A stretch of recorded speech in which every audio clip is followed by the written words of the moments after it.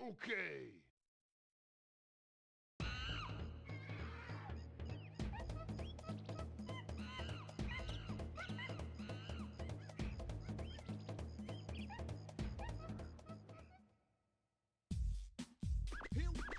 Here we go. So we're finally here. Performance for you. If you know the words, you can join in too. Put your hands together if you wanna clap. As we take you through this monkey rap. He's the leader of the bunch. You know him well. He's finally back to kick some tail. His coconut gun can fire in spurts. If he shoots ya, it's gonna hurt. He's bigger, faster, and stronger too. He's the first member of the DK crew.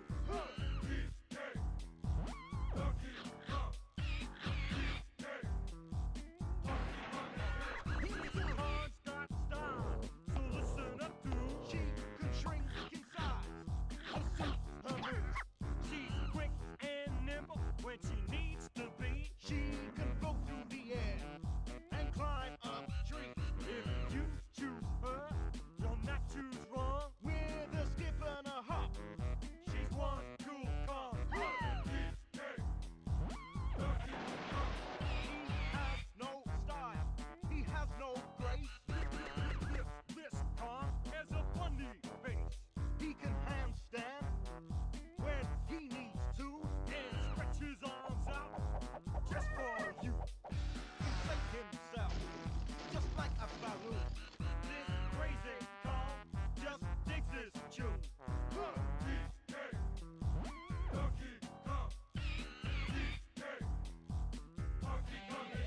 He's back again and about time too. And this time he's in the mood. He can fly real high with his jetpack on, with his pistols out. He's one tough calm. He'll make you smile when he places two. But gremlins beware, 'cause he's after you. Finally, he's here for you. It's the last member of the DK crew. This gong so strong, it isn't funny. Can make a gremlin cry out for can pick up a boulder with relative ease. Makes crushing rounds seem such a breeze. He may move slow, he can't jump high, but this calls one hell of a guy. Come on, Cranky, take it to the fridge. Walnuts, peanuts, pineapple smells, grapes, melons, oranges, and coconut shells. Oh yeah, walnuts, peanuts, pineapple smells, grapes, melons, oranges, and coconut shells. Oh yeah, walnuts.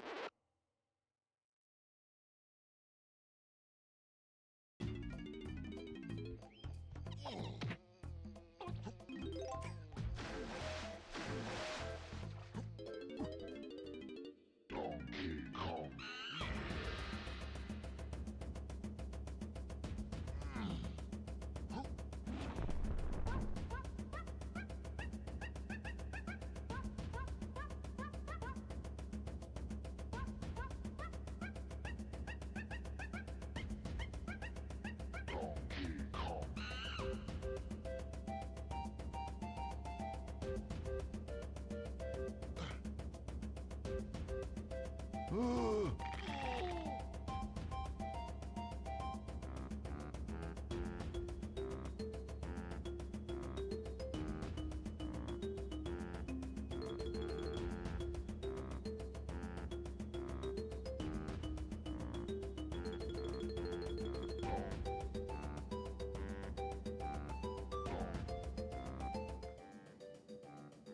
All right. Good evening, everyone.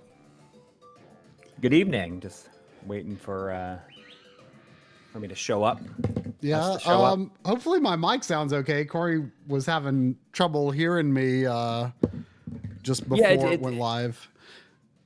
It just sounded like there's a loose connection, and it was having a hard time staying connected.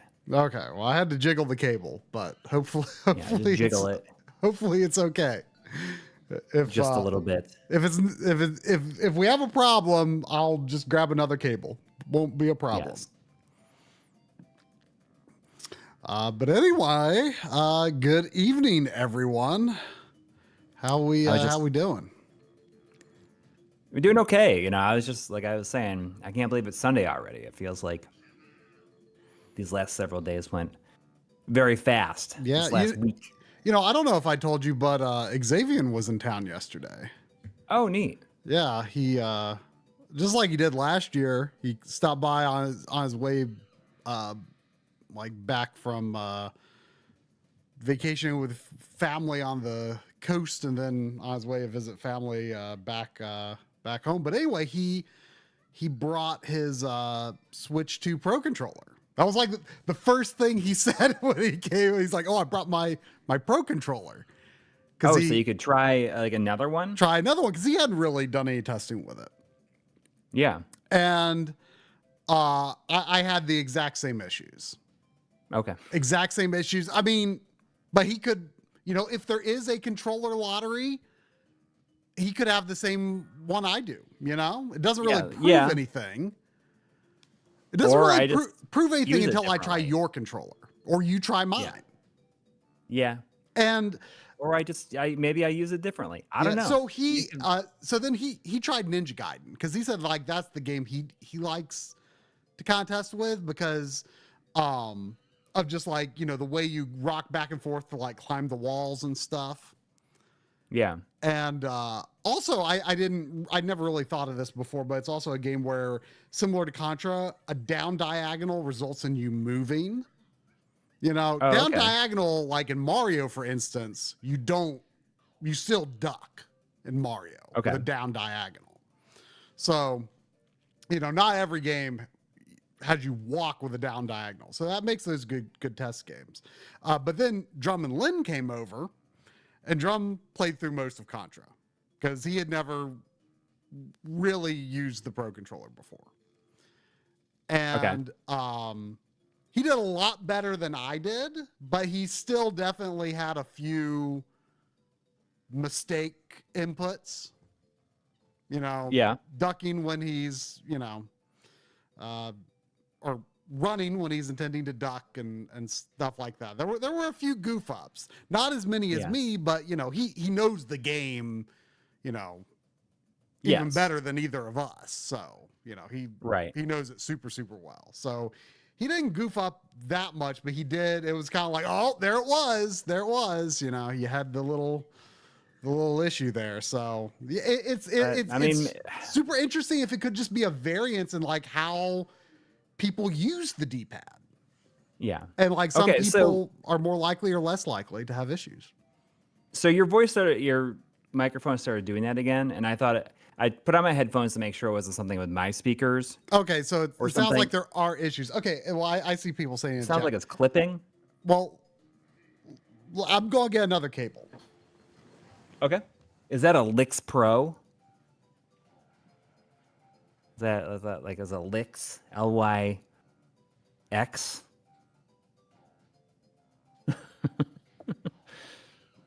The cable? You just got to jiggle it just a little bit. Oh, yeah, it Lux is the cable name, I guess. But is it Lux? I thought it was Lix. It looks like it says Lux. But I think it's LYX. This is a Mogami cable I'm going to hook up. Oh, well, Mogami is like supposed to be the best. You should. I mean, Mogami, you're paying the big bucks for it. You know, it's that if it doesn't work there, then it's a microphone problem. Because I mean, I splurged for this Mogami cable that I'm using right here, and the other cables that I use in my setup are like what is it? Like Nutric or something like that. It's like the other like expensive ones, but they're like half as expensive as Mogami's. Or maybe Nutric is like the kind of what they use in the cable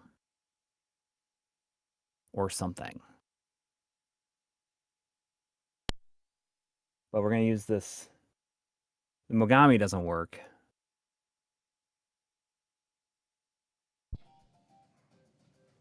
Oh yeah, you just make your own Mogami? All right. How's this sound? It sounds okay, but it usually does after you first plug it in. So Yeah. we'll see what happens. So we'll see if anything happens. Yeah. Hopefully that's okay. Actually, the Mogami cable is like really thin. So Yeah, it's weirdly thin for a Mogami. Yeah. Yeah, that's right. I have heard like you buy like the cable stock that Mogami uses or something and can make your own cables or something. It's the other company. It's like I'll have to look it up. But I always order on Amazon. I order from like World's Best Cables or something like that. And they have like all like they have Mogamis and they have like a bunch of other ones. Yeah. But anyway, so I was initially thinking about because Nair is what they're called. So I mean, there was some pretty unfortunate layoffs this week. Apparently Rare had a ton of layoffs and their game was canceled. The primary studio that was working on Perfect Dark was closed, and that game is not being developed anymore.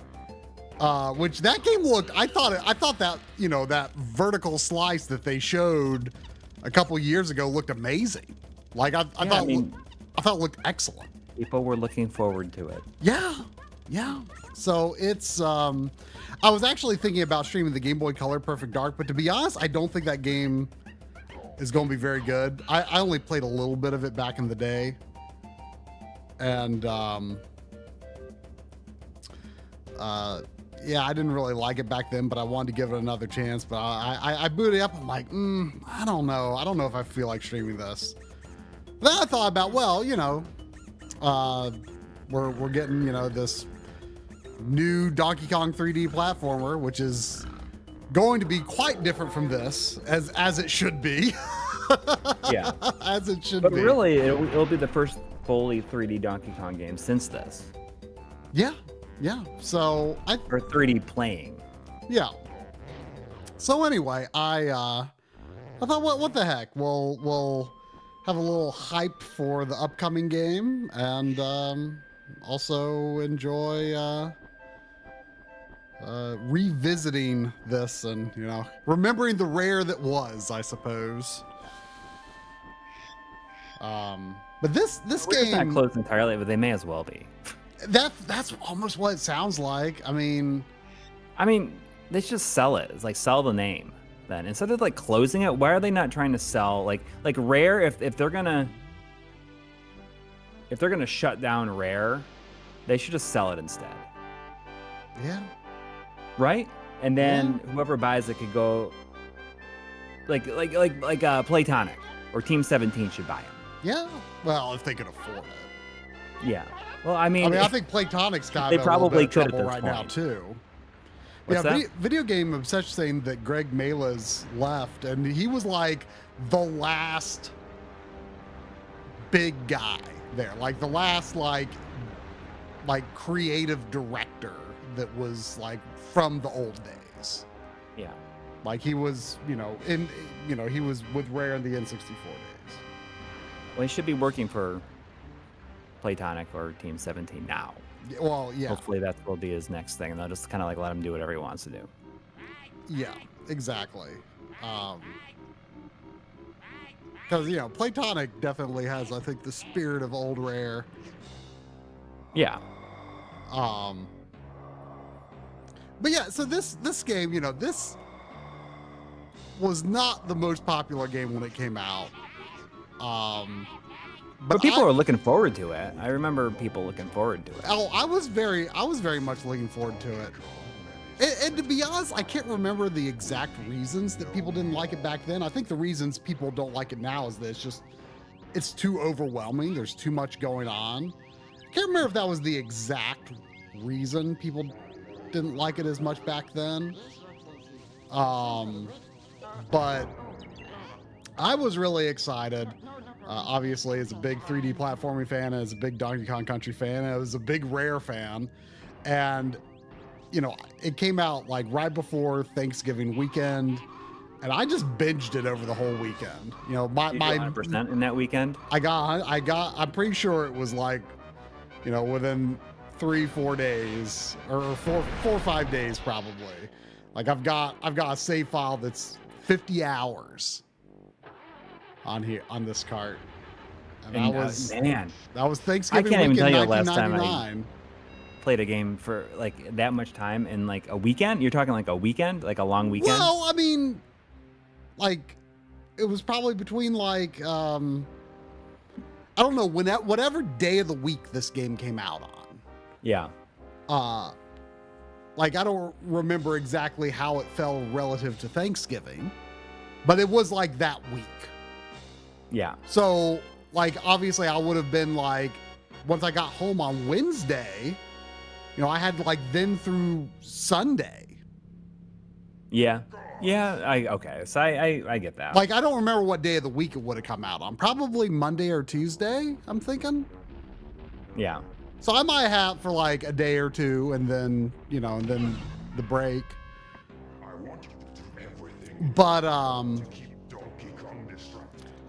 but yeah, like I just ate it up. Like it was like the perfect binge game for His pathetic friend. that kind of break. Like, you know? But if you played it at any other time, I feel like the size of it would probably be annoying. Yeah. And I liked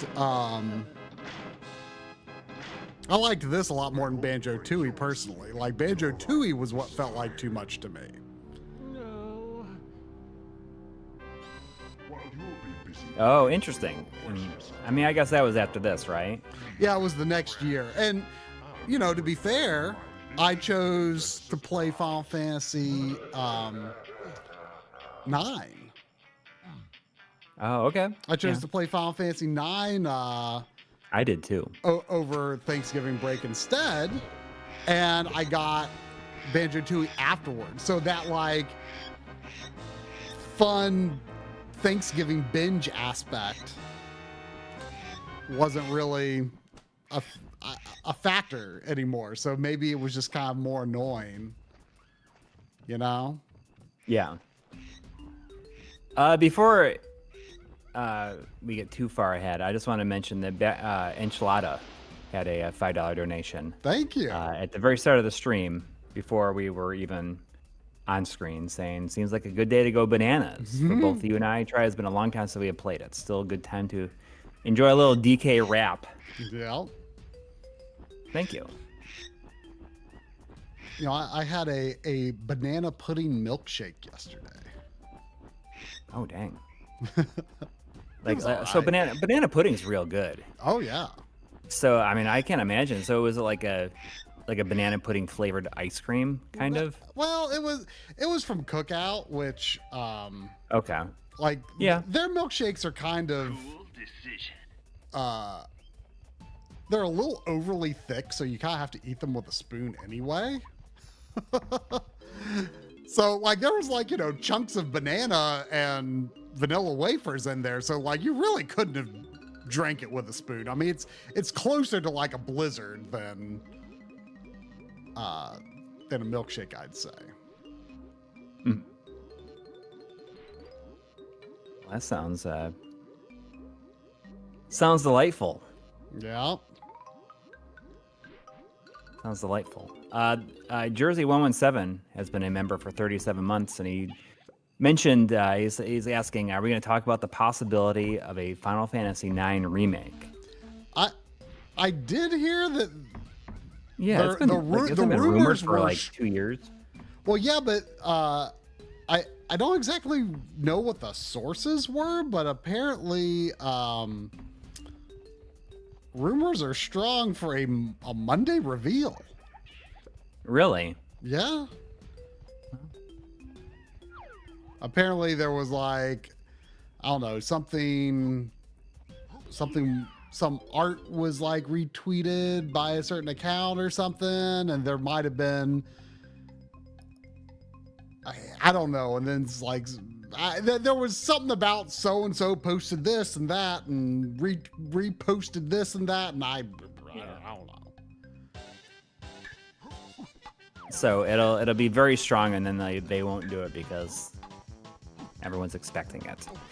Well, probably. I don't think that's going to be the case. I think it's. I've only played it once, so like I'm definitely excited, interested for it. But like I mean, really, my only complaint about the original, like playing the original, is how long it takes to get into the battles. Mm-hmm. I think it's still super playable, and if they just.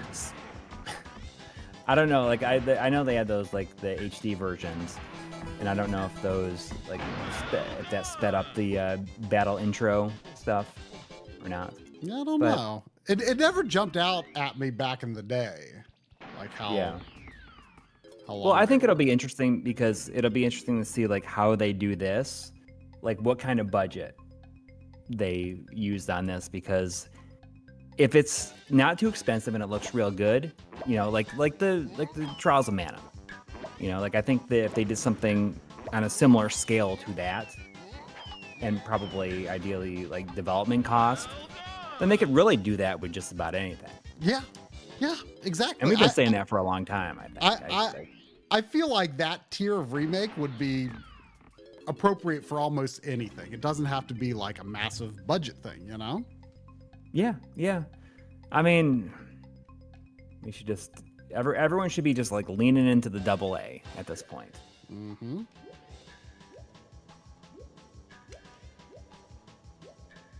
There's also $9.99 from Jersey 117. Thank you. Saying cookout is one of the things I missed most when I lived in North Carolina.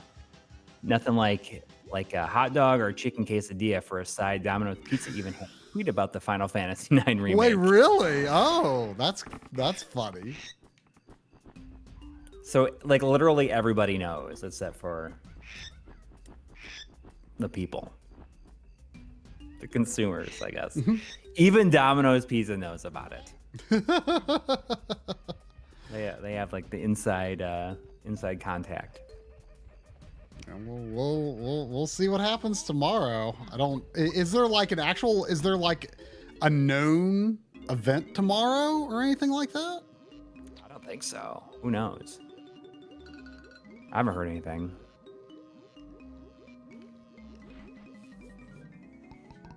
I just feel like after this Microsoft stuff, it's just like video games are in such a weird place right now. Yeah.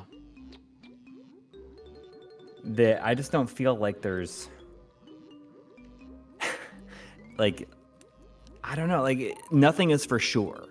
And I think I said this in our Discord like earlier in the week, you know, like as I've been playing Death Stranding 2, that I feel like any like AAA game that gets released, I'm like, or just like most games at this point from like the big developers, the big publishers, it like feels like I look at it like a gift. Mm-hmm. Because I mean, with so much stuff getting canceled, you know, and especially something like Death Stranding that's like so unabashedly weird. Yeah. About stuff, and sequel to a unabashedly weird game, like it still feels to me almost like a miracle that it got made. I think so too. And you know, like I know that the first one, you know, built up a lot of fans over the years since, you know, like the initial divisiveness of it. But it's still kind of amazing that this game got made, especially. And I think that, you know, you talk a lot about how the way that the game ends, it kind of explains everything. Yeah. So Kojima himself probably felt like, oh, you know, like there's probably very little chance that I'll get to make a second one of this. Yeah. So I might as well just have it be a self-contained story.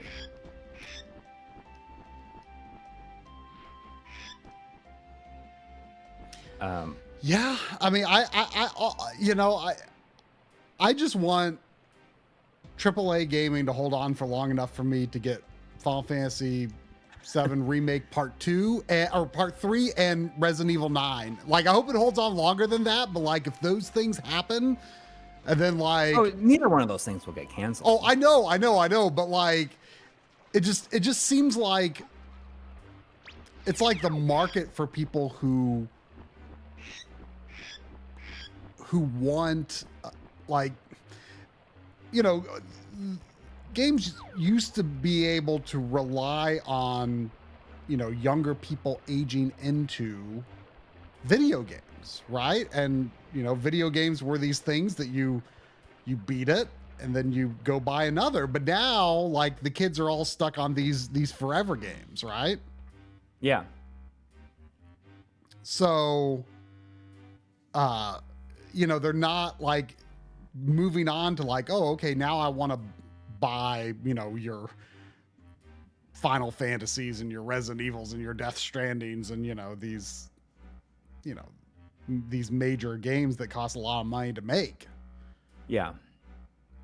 I mean, obviously there's a market for a lot of games, but, you know, we need to go back to, like, you know, the PS2 days where there was lots of, you know, games from the big famous series. You know, they weren't all like major productions. Like, you know, everyone knew Bomberman, but no one was expecting Bomberman to be, you know, on the same level of production as a Final Fantasy or a Metal Gear Solid or a Resident Evil, right? But like, that didn't make Bomberman not like an icon, right? And I think it's just kind of gotten into this place where it's like, oh, all these things have to be these big major productions. And then, you know, the reality is, like, there's not enough people in the market to buy games of that style anymore that they can afford the budget of what they think that it has to be. They think it has to be all this big deal.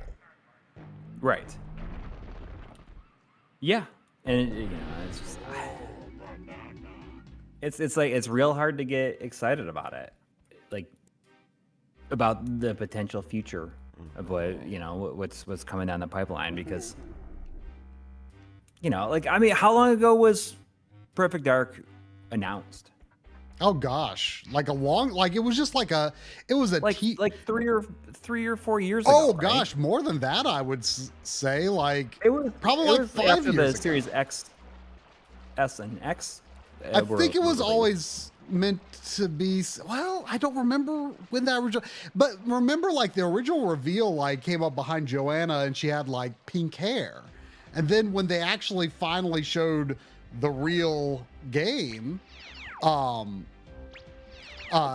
she looked completely different. Okay. So, like, you know, even to that extent, they had gone through a significant redesign. Yeah, but still, the fact that they could cancel that, after that amount of time, is just like, all right, it seems like such a waste of money. Yeah. Right? I mean, it had to have been playable, and then, you know what, like, do what they did back in the day, and like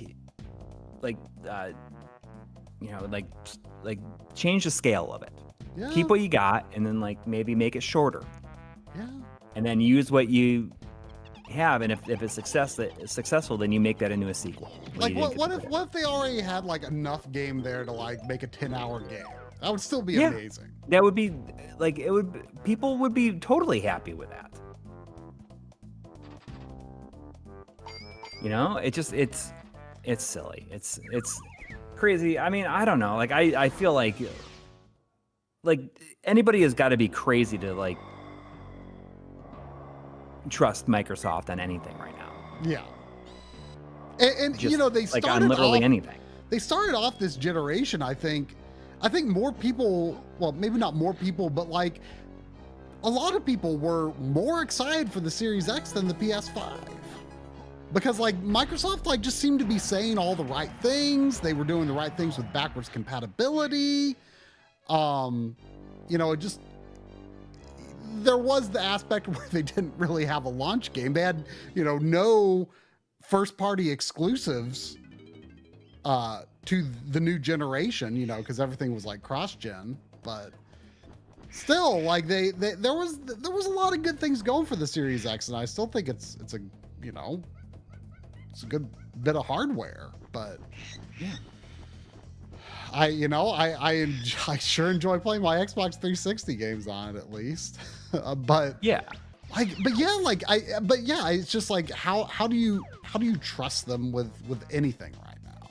Yeah, there was a point in time where I felt like that it felt like the safest bet to maybe buy games digitally through them, but like I don't like, I do not feel that's the case. And, to be clear, I don't really love what Sony's doing these days either, but I feel more secure about their platform. But like as far as Sony's decision making regarding their platform, regarding their first party games and stuff like that, I'm not really feeling Sony either these days, but the PS5 is a good platform. And I feel like at the very least, like Sony like knows what they're doing. They are aware of what they are doing. Yeah, although, you know, without and I like with Microsoft, I feel like different departments are like not talking to each other or something. Yeah. It's happening. Like there's just like no communication happening in there. You know, Phil Spencer had such like goodwill. He like held on to, you know, this very positive image for himself and what he was doing for Xbox for so long. And like in the past year, that's just completely gone out the window. Like no one really likes Phil Spencer anymore. But just because it feels like everything that he's saying is like very obviously bullshit now. Yeah. Yeah. And he like, used to like... And nobody should, like, I don't think that most people, like, feel good about the future of the... If they have only one system, and it's a Xbox Series X, I don't think they feel super good about the future of it. Yeah. But, I mean, I think, like, and the fact that after all this, like, they have not found somebody... Like, they have not gotten rid of Phil Spencer, who, you know, like, you're right. Like, I think that he had, like... I think the people who play games felt like, oh, this guy is one of us. Mm-hmm. And it's like very clearly like that he is not. I mean, maybe he likes to play games, but he's also like, you know, he's making all these decisions that like, and obviously, like, if he wants to keep his job, I guess he doesn't really have a choice. But like, he's making all these decisions that are just for the company and not for the games we want to play. Yeah, and that Perfect Dark game was going to be real good. I mean, it just kind of goes back to like, I mean, this is like the whole world right now. But I just feel like it goes back to what we were saying before the stream. It's like, you know what? If I had a job where I made millions of dollars and I got let go, you'd never hear from me again. I would just like disappear completely, and I'd like go on vacation and play video games. Yeah. And like nobody would ever hear from me again. Like, I mean, if Phil Spencer, like, he's like clearly like millions and millions of dollars. He's been doing it long enough that, you know, like he's he probably has over $100 million in the bank, right? At least. And it's just like, at that point, I would just be like, I'm going to disappear. Just like, I quit. I don't want to do this anymore. Yeah. Like, you know, all these people like, you know, being mad at you or whatever, right? Like, his kids' futures are secured. like multiple generations of his family. Yeah. Is secure. Like he doesn't have to like put this stress on himself again. Yeah. Yeah, I mean, like I just don't. And that just goes for anybody who like has that much money. I would just like disappear and do what I wanted to do. Yeah, I mean, and not worry about anything. Not feel the need to be like, I need to. I'm the only one who can lead the Xbox division. The profitability. I must right my wrongs. I've got $100 million in the bank, and I still cannot. Like, I just can't let it go. I don't know. Like, it's just a. I mean, it's just like, I don't know. I just, you know, yeah, just play video games and chill out and disappear. I mean, I don't know. The scary thing too is going to be, you know, aside from all of the games we're losing because of Microsoft being completely inept. You know, what's going to happen when there's no competition to Sony in this space? You know, like Steam is going to be their main competition ultimately, but is that going to be enough to get Sony to do the right thing? You know? Yeah. Like, are they going to, you know, make a good competitive product, make good games when they're the only game in town? You know, if their only competition is Steam, then I don't know. I mean, if I was Phil Spencer, I would have been like, I'm done. Like, and I want you to give the job to what is it, Greg Mails? Yeah. You know, and I bet you like people are like, oh, dude, that's like that'd be kind of a good idea. Guy who like has been involved with some awesome games over the years. I mean, clearly, like he would probably have some good ideas. Yeah, I mean, he probably I mean, you know, that'd be a pretty big move for him, I would think. But you know, there's a guy that actually, like, you know, we know he's like, you know, he has had creative involvement with video games, right? Not just being a suit. Zane's saying, well, I'd still make My Life in Gaming videos, right? And yeah, I mean, I'm talking to like if I was that person, you know, like not me as myself, but like if I was just that person. If I did that, if I suddenly had like millions and millions of dollars in the bank, I would continue to make videos. I'd probably make a video every day. If I have like zero, like nothing needs to like make money or be successful. Nothing needs to make ever. money. Yeah, you can just like whatever, just like turn on your camera and it'd be whatever you want it to be. Yeah, it's like, oh, let's do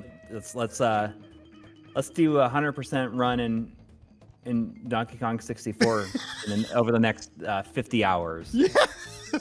And like, and like 2 people watch. It's like, all right, you know, like I'll get those 2 people on Discord and we'll talk. We'll hang out. Yeah. Like zero, need to. No need to worry about whether I guess people just want that, this or not. like the idea of like, oh, once you achieve the success, like everything you do has to achieve that same thing. At least achieve that, right?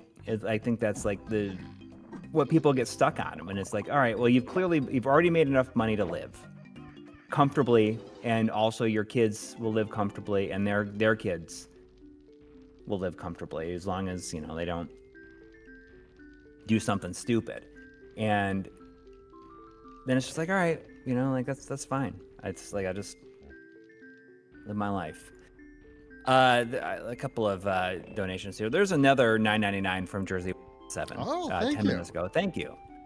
Saying, not to be negative, do we all have to realize we aren't the target market for these games anymore, and we have essentially aged out. The newer generations have moved on. Yeah. and that's okay too. Yeah, I mean, You know, I'm if okay with us reaching the point where, you know, there's not a ton for me other than my backlog. You know, and not it's only that, inevitable, but I think, and I'm okay with that coming someday. and I think that the people have to realize, like, oh, if you want to like throw the old timers a bone, you know, and cater to that audience, you don't have to spend $700 million on the game. No. I mean, there's a lot, you could get away with a lot less and people would still be happy. Yeah. So maybe, you know, like that's what, if they're going to cater to like our age demographic, like then make it like AA or single A. Yeah, I mean, like we said, I'm okay with. I will play playing trial. Mostly like solid, like 7, 8s, 6, 7s, and 8s. Forever. I mean, we will play, you know, Trials of Mana, tier quality games, you know, forever. Got no problem with that. Mr. Dawes says, "Hey, I want a $700 million Dark Cloud 3," and it's like, no, you don't. No, you don't. Yeah, I don't. I bet you reaches... it would be so like it wouldn't even be good. Right, because once you get into a budget that's going to be that much, then it's going to have to be a game that that appeals to everyone, right? Yeah. Because it has to have as broad of an audience as possible, and once that happens, then it's going to be less of the game that you wanted. Yeah, exactly. I think that if a game costs $700 million, it's probably like worse off for it. Yeah. Yeah. Well, you know, and aside from you know it having to appeal to everyone, you know, there's also the side of it that's just, you know, limitations breed creativity, right? And that can include budgets. You know, limited budgets.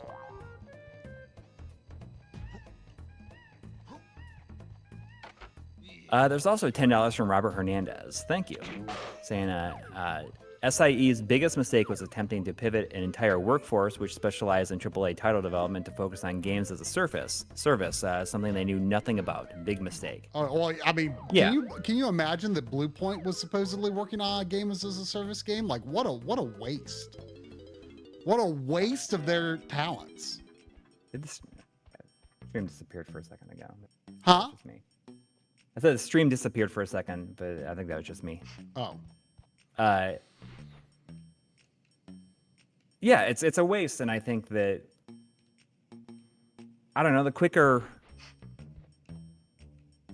everybody learns that, you know, it's almost impossible to be to like make new games in that scene, right? Like, maybe pick your most talented person. But so here's the thing, like, think of it like this, right? In a lot of ways, like Sea of Thieves could be considered a games as a service, right? Yeah. And sure, it's not like ultra popular. I mean, but I feel like it's pretty popular. It and is. Probably makes more than it costs. And it's actually really good. Yeah. And did Greg Mails like direct that? I think so. I don't know. Like, you know, a lot of studios have these days what they call a creative director, right? Okay. And like, I you know, they like kind of have like they're kind of the ones that set like the overall like tone or direction for a lot of things, but you know, they may not be like directing the gameplay, directing the story. It could be like other like, you know, section director type things. I don't fully know how it works, but still though, like I know mean, that was his title at Rare was creative director. But he was. I'm pretty sure I saw that he was heavily involved in Thieves, right? I'm sure. And it's, you know, as for a games as a service game, it's really good. I think that would be a really fun stream that we should do. Like, we should probably do it. Like, I feel like that's a stream that we want to do like on a Saturday. Yeah. Like, have it be like a multi-hour Saturday thing. Yeah, that would be fun. Maybe we could get, because John would love to play with us. Yeah, yeah. I mean, like I said, and it's not even that expensive. I bought that disc for it, but it's like, I feel like I don't installed the disc and it installed like 6 megs off the disc. Does it have like all, or do you have access to like all the current content if you? No, but I think that current content stuff goes on sale pretty often, and I think that for like the Ultimate Edition, like when it's on sale, it's something like $40. I'm talking about Sea of Thieves. But yeah, it's actually really fun. It's unlike anything I've played. Like, you know how, you know, they always have, or, you know, back when there used to be events like E3, they would have like the gameplay demo or whatever. And then the people were like, oh my gosh, what's this over here? Oh no, this is over here. Help, help. Oh, quick, hurry. You know, it's like all this, like, you know, it's like very scripted in a way that's like real people don't talk like this when they play video games, right? Right. But Sea of Thieves is actually pretty close to that because of the way that you have to, like, you can technically play it alone, but it would be extremely difficult because, you know, you need someone steering the ship. You need someone like looking out at sea and warning of things. If you're taking on water, you need people down below, you know, with buckets, like getting the water out. Like, it's a very interactive, like vocally interactive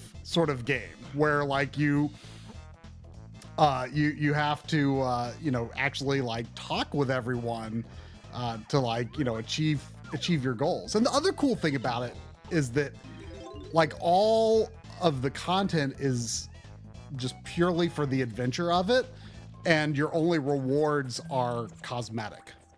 Like, yeah, that seems really cool. So it doesn't matter that, you know, oh, like it's not like oh, I can't play with my friends because they're all like level 100 and I'm just starting the game or something like that. Like, you can go on the exact same adventure as everyone else because they don't have anything like gameplay wise or mechanics wise or ability wise that you don't, which I think is pretty, makes it a very inviting game. I forgot that it's out on PS5 also. Oh yeah. Like the Sea of Thieves Premium Edition, which is like everything, is $60. Where is that third Switch? I don't know. I see Justin Deming says half the best sellers on PlayStation are Xbox games. And yeah, I mean, that they're doing well as a publisher. I mean, and you know, they were going to. These are all games that exist, you know. Like, what happens when they run out of games that are not new, like new games anymore? Yeah. Like once they like port everything to it. I mean, right? you know, they could have had like all the audience of PlayStation and PC. Oh, there's that. They could have had all the audience of like PlayStation and PC for Perfect Dark and Everwild. I mean, you know, I don't really know what kind of game Everwild was supposed to be, but like Perfect Dark, that would have sold on PlayStation.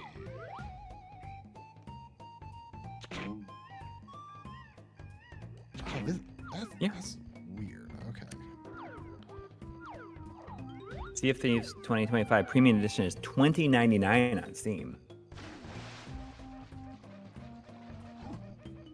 I wonder. But that's harder to stream. I'm guessing there were. I mean, not that it even matters, but just as a thing to put on the shelf. Like, I don't suppose there was ever a PS5 physical copy. I don't think so. There we go. There's the Switch.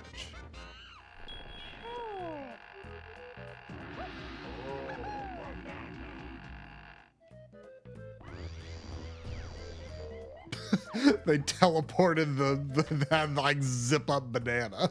Yeah, it's kind of gross. Like unzipping a fly.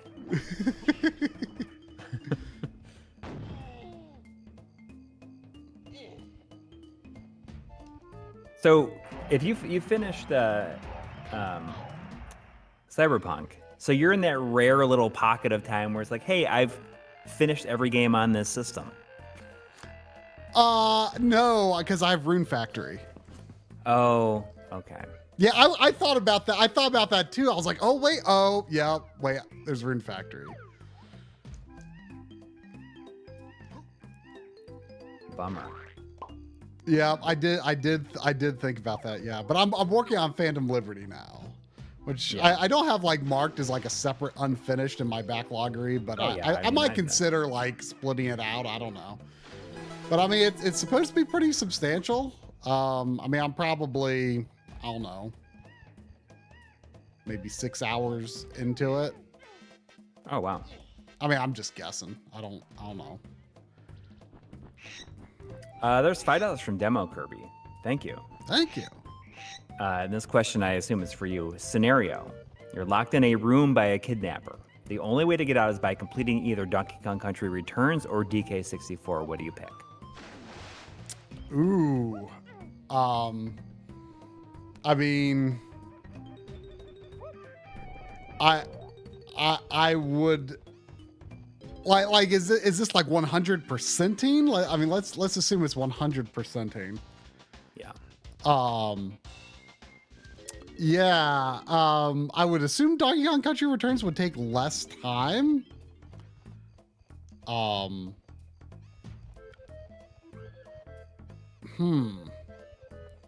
But in some ways, I'm unsure like whether I would feel more confident in my ability to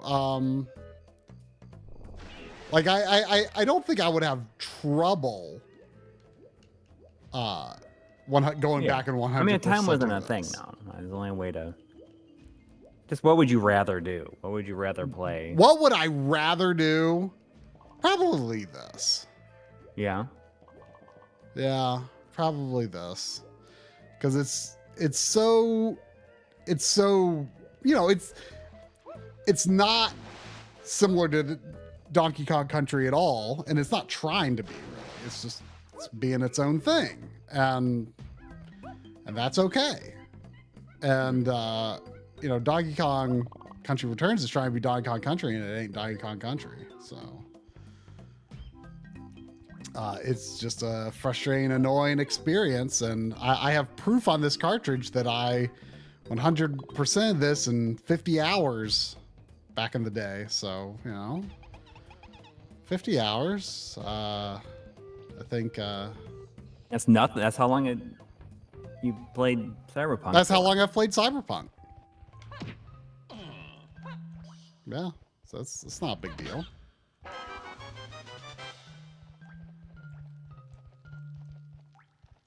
You're playing this on what system? It's actually the Ultra HDMI. I had the N64 digital set up on my downstairs setup for a long time, and then it like kind of occurred to me like, wait, why do I have the one that doesn't have RGB deblur?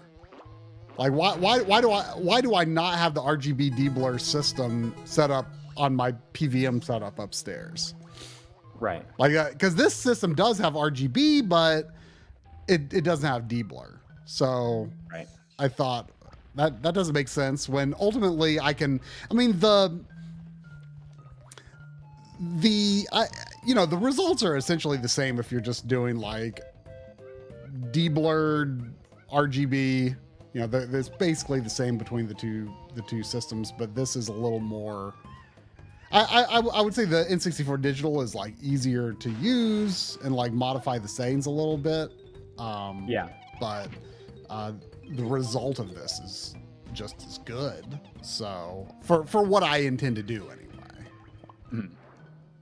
There's another $5 from Robert Hernandez saying, have you guys heard that Arthremis is prototyping HDMI 2.0 modules for the SVS? Oh, time for another try setup live stream. Gaming Nirvana is happening. I hadn't heard that. No, I had not heard that either. I mean, obviously, I'm interested in that. Only 2.0 though. Yeah, I mean, I think that it would be too expensive to do 2.1, I mean, yeah. I mean, I have and no idea. like a lot more complicated. Yeah. I mean, my situation is I need another HDMI 2.1 switcher because the one I have, every single time the last system that was used on it was Xbox Series X or Switch 2. Like I have to unplug it and plug it back in because the audio doesn't work. Oh, it gets weird like that. Yeah, you should get like one of those inline audio, or not inline audio, inline power switches. Yeah, then you just rock it back and forth. Yeah, pretty quick. I don't want That's to. what I put on mine because I have one that's like a 2.1 and does that too, but I can't determine like what. Oh wait, makes it do it does something like that too. Like the audio cuts out after certain systems are used. Yeah, and I have to like power cycle it. Oh, like what systems? I feel like it happened one time, like after using the Switch 2, but like, I don't know, like I don't. I'd have to like pay more attention to it. Interesting. To figure out what it is. I could try everything, but I feel like it doesn't happen with everything, with any system, like every single time.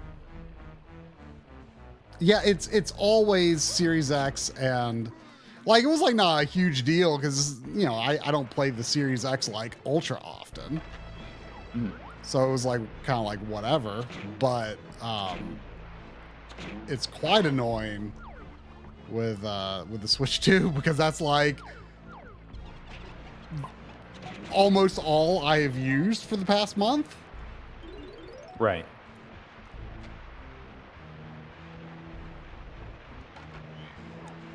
So it's basically been like a daily thing of that. Yeah. Before I even turn on anything, I just like unplug and plug back in that switcher. Yeah, you should just get one of those inline power rockers. Like it just like, cause you just, if it's just right there, it makes it just inconvenient. Like I don't. Well, it'd be less I mean, inconvenient than unplugging and plugging it back in. Because you got to actually use both hands to do that. With this, you could just reach down and toggle it really quick.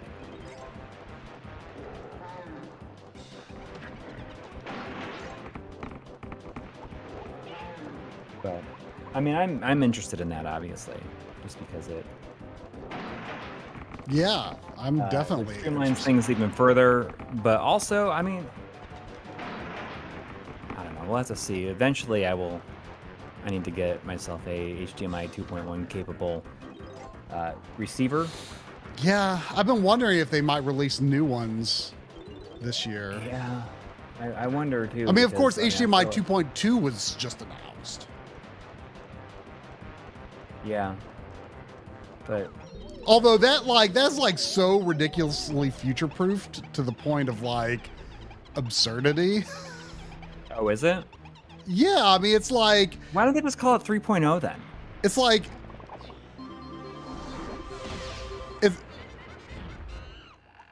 It's Why they would not call it 3.0 is stupid. It's like I think it's up to deal. 16K at 60 frames per second.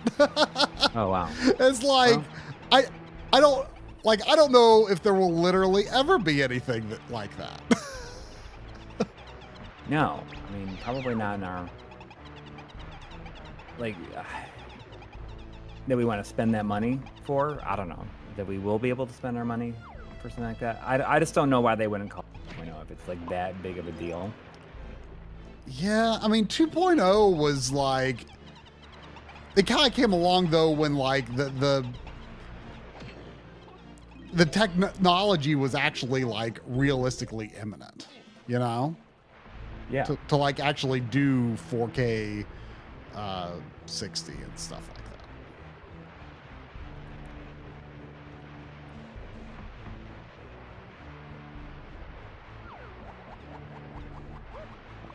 But you know,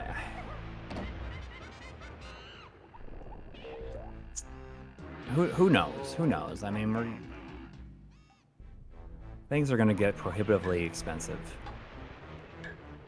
for like anybody who wants to enjoy the hobby.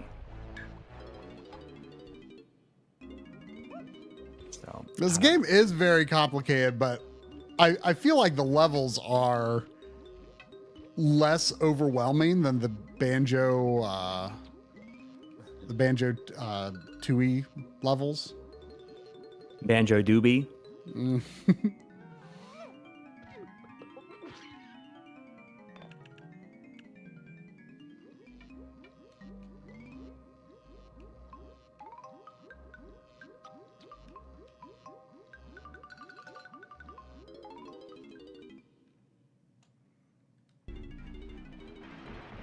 Does Donkey Kong have a potion in this level?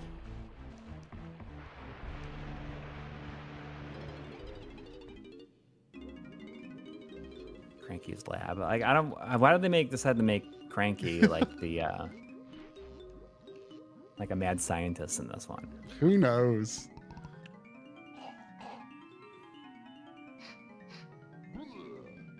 Like how we gotta have him doing something different. That's yeah. Why not just have a new character there?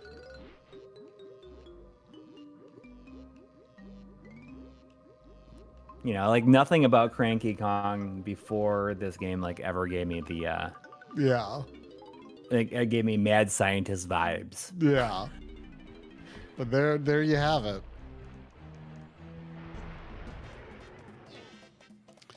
Yeah, I liked him in Donkey Kong Country 3 where he was just like wasting his time at the fair, like the Swanky Kong's like fair mini games. Right.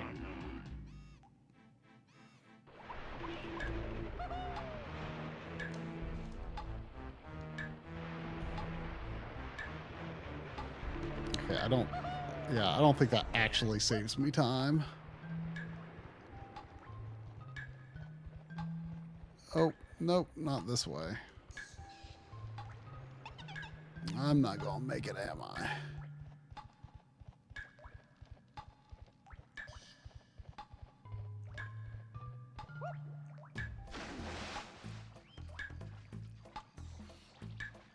I actually did have like a 2-hour save on this. You know, I had said I hadn't played it since. But that's just something you would bring up for comparisons, right? If you ever had Maybe like, yeah, I don't know when I would have done that, but yeah, like I've booted this game like to make comparisons and stuff, but I've never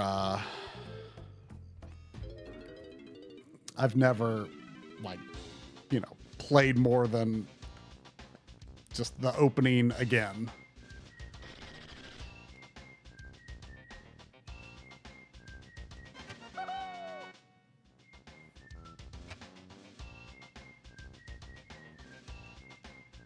Who's this guy? It's Funky Kong. And he's like a big like it's like an army dude now. Yeah. Yeah, They always got to change it up. They always know, got to like- change it up.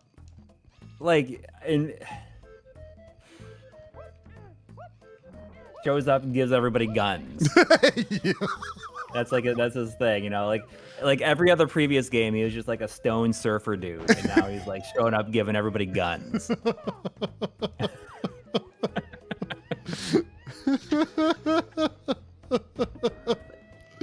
Yeah, it's kind of silly.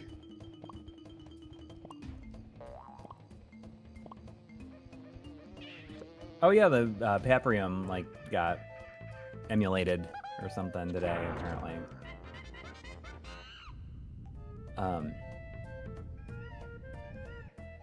That game is like super expensive now. Really? I Yeah, mean, I guess it's that's like probably surprising. like the most expensive, probably because it was not emulatable until recently. It almost made me think about like, well, I have that copy of the game that doesn't work. I wonder if I could sell that to anybody. If anybody would buy, how much would somebody buy a copy of Paprium that is like complete in box? It's just the game doesn't work. I mean, you know, I bet so. I mean, you know, be honest about it, but I bet someone would buy that. Yeah, I don't know, Like you should- the you little, should- like the heat you sink should- is like You should try moves it. around inside of it. I don't know. I mean, people would probably be like, "Oh, I would." I just totally want buy this that. on And my then they would try to shelf. fix it or something like that, or just have it. Then they could have the cartridge in their collection, Yeah. or whatever, and then emulate it. Right now, they could emulate it.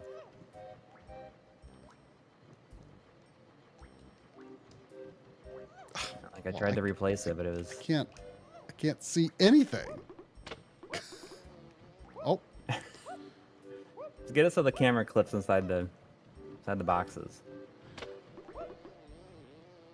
But yeah, I mean, I thought about that. I'm like, I wonder how much like people would buy it. It would probably be even more viable to sell now that if people just wanted to own the game and then could emulate it. exactly. So on Friday night, Sandy, she didn't care for hearing all the fireworks outside. Yeah. I mean, she doesn't like freak out, but like she doesn't like it. I understandably so. Most dogs, I don't think like it. Yeah, it makes her unsettled.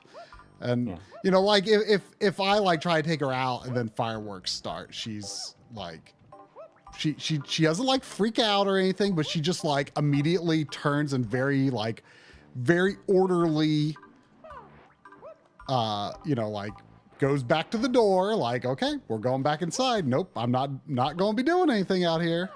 Definitely not. So anyway, she was just kind of pacing about, just being unsettled and uncomfortable. And I said, Sandy, well, where do you want to go? What do you want to do? And she like goes up to my bathroom door, which is a very weird place for her to want to go. Right. Yeah. But she's like, this is where I want to go right now. Like, and I'm like, that's actually pretty smart. Like she wants to go to like an inside wall, like to be like further away from it. Right. Yeah. Yeah. Like I was like, oh, that's pretty smart. And so like she wanted to be in there. And so I just like grabbed a chair because like, I was playing Cyberpunk at the time. And I just grabbed a chair and took my Switch 2. Like my closet is like connected to the bathroom. So we just went and sat in my closet for a couple hours.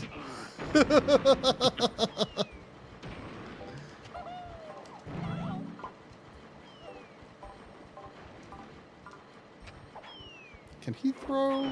Yeah, he can throw those.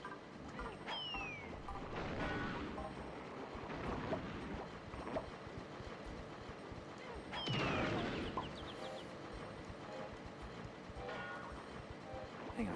I'm gonna find my non-working Paprium.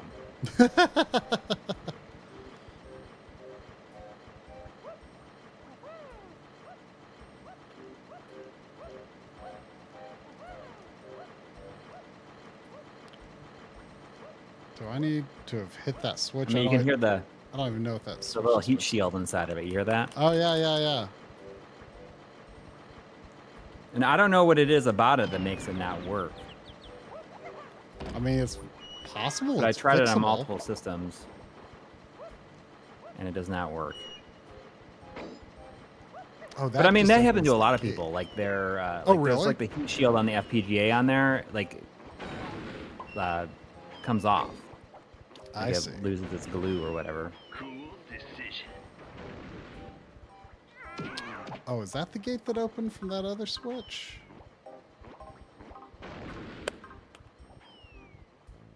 But it's got everything else in it. It's like the game's never been played. It's new if you think about it. Yeah. It's in good shape.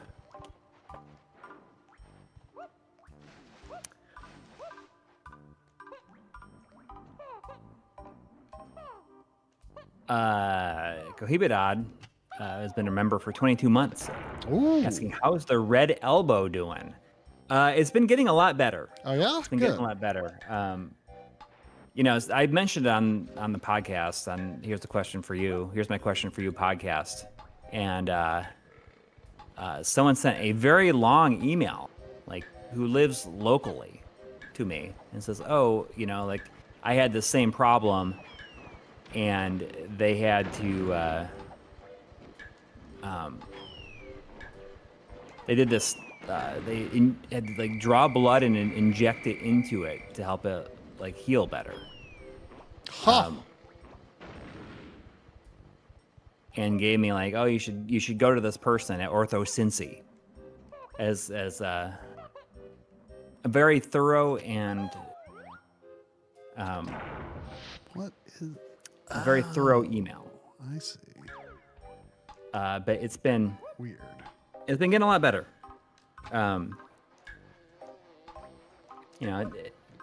Most days it's like I forget about it now. Yeah. Forgot that's that it's good. even been a problem. But then, like if I do this, like, oh, when I straighten my arm out, like I can feel it. But it's definitely been improving. Good. Good. Yeah, they said for this person, they said an ultrasound showed some tearing in the tendon that joins the forearm muscles to the bone of the elbow. They recommend a procedure called RPR, rich platelet reinjection, where they take blood from you and spin it in a centrifuge to concentrate the blood and inject it directly into the torn tendon. Wow. The idea is that since tendons get very little blood flow, they tend to heal very slowly. Adding blood to the tears is supposed to supercharge the healing. Whoa. The doctor told me they would heal without treatment and would take 18 months. Interesting. They do the procedure twice a week with 4 weeks in between. Twice with 4 weeks in between. Just 2 weeks ago, they gave me a clean bill of health. It spins so fast it makes the dead blood dizzy. And they're like, oh, we should fix this. But it's getting better. But I'm thinking like, oh, 18 months. Maybe I should see if my insurance covers that, because if it's just going and getting it done twice with, like you go in twice, with a month in between. Yeah. I mean, it's not a problem that crops up often, but every once in a while, like if I am doing if I'm like on a trip, like it hasn't really happened in a long time because I haven't had like a real big vacation in a while. But like when I used to take those big trips out west and stuff, I would have how like sometimes like a waterfall or something might have like stairs like down to it and then back up, Mm-hmm. I would run into issues where after days and days and days of hiking, going downstairs would hurt my knee. But then, it's never a problem unless it's unless I'm hiking for days on end or something like that, So it's not something I've ever really had looked into because it's almost always out of sight, out of mind, Yeah, absolutely. So, but I think that's a similar thing where I don't know if it's quite similar, but I think there can be fluid buildup in the knee that I think needs to be drained or something. Right.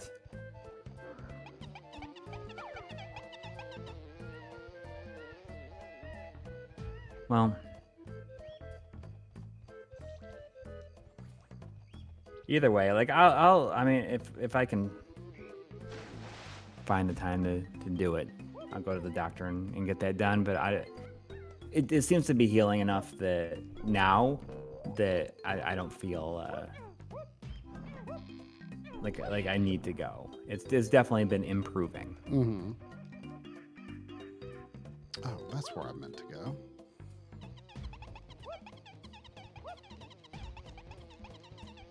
You know, the expansion pack, for what I couldn't tell you exactly what reason this may have been.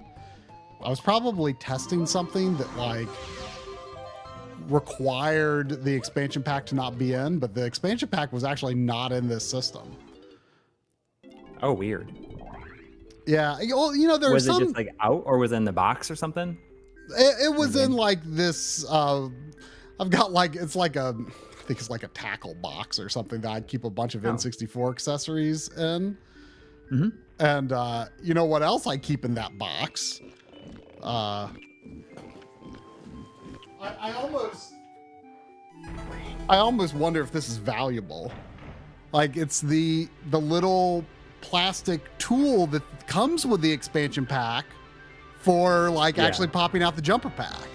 And so like I used it to pop out the jumper pack and put the expansion pack back in. You know, I've always held on to this. Like I bet not very many people have this. So you know, it's got the N64 logo on it. It is. I don't know where mine is. It is. I think I used like a knife. It is model number NUS012.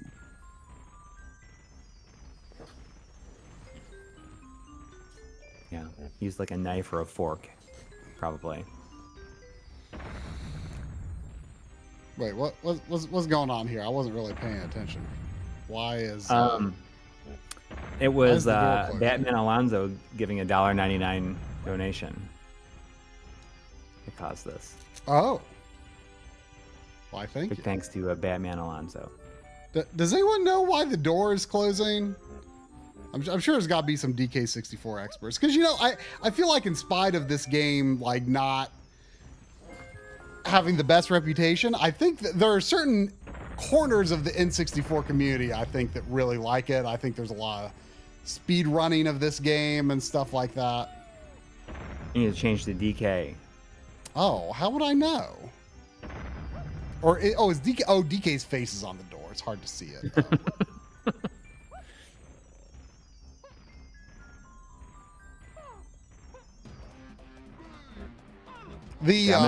Rinaldi says this game is unironically the greatest of all time. Oh, well, there you go. There you go. So, you know what? Every game is somebody's favorite game of all time. Yep. Maybe not anymore, but back in the day, that was probably the case. There's too many games now. There's probably more video games, more things out there that could be called video games than people who play video games. Yeah. That's probably not true.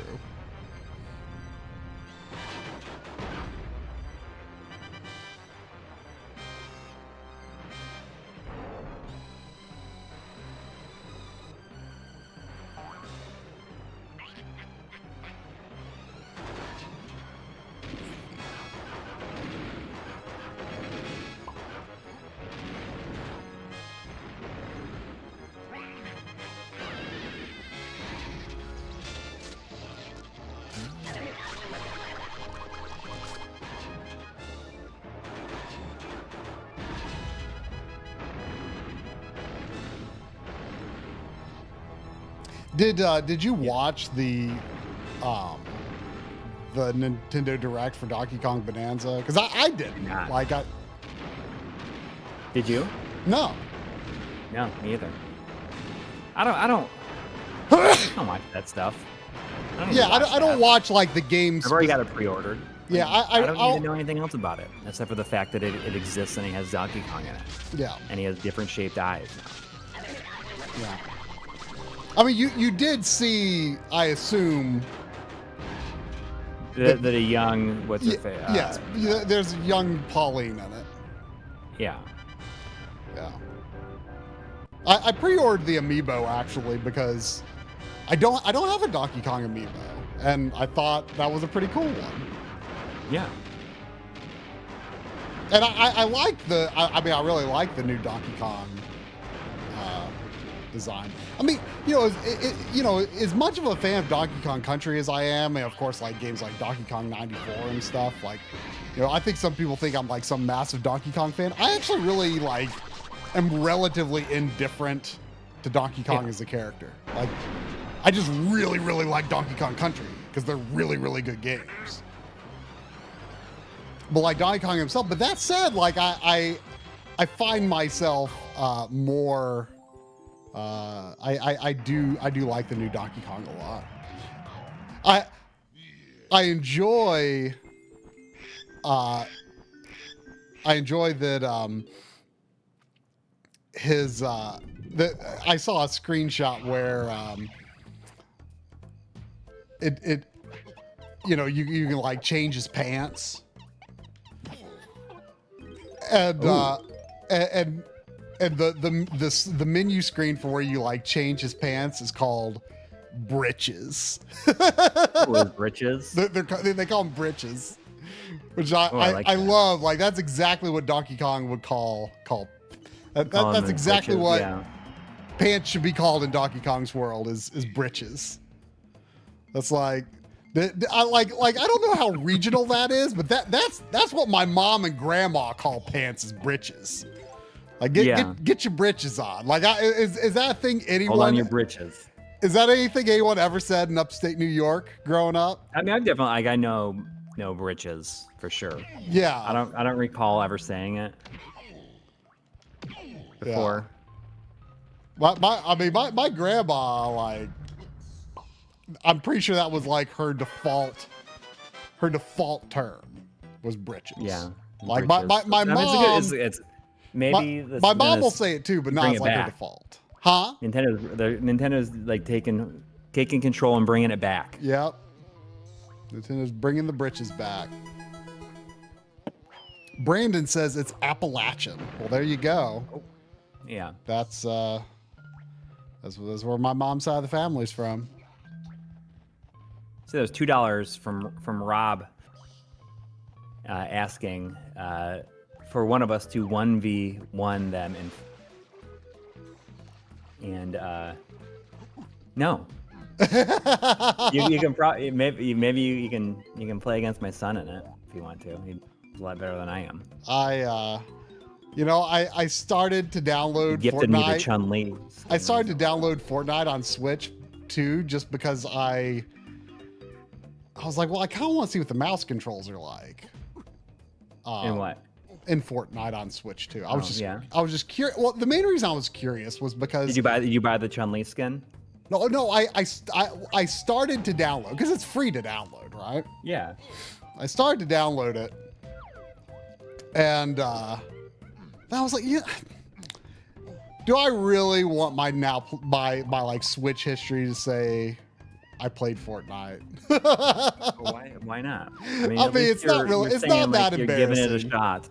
It's not that. I mean, I the only thing I've ever done in Fortnite was I downloaded on Series X because I wanted to play the Alan Wake. Like it's like just a single player like Alan Wake 1 story summary ahead of Alan Wake 2 coming out. Yeah.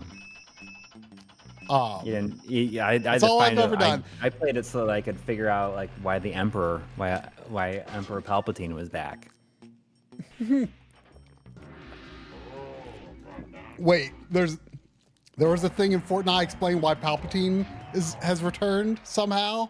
There was a big thing. That's like where they revealed that Palpatine had returned. Oh, and it did actually explain though how? I don't think. No, I didn't explain it. Oh. So, but I mean, I'll get my chance to try something else with mouse controls. It's just that I can't remember if I mentioned this on the stream before, but by the way, this rotation of selecting your Kong goes the opposite way of what you would expect.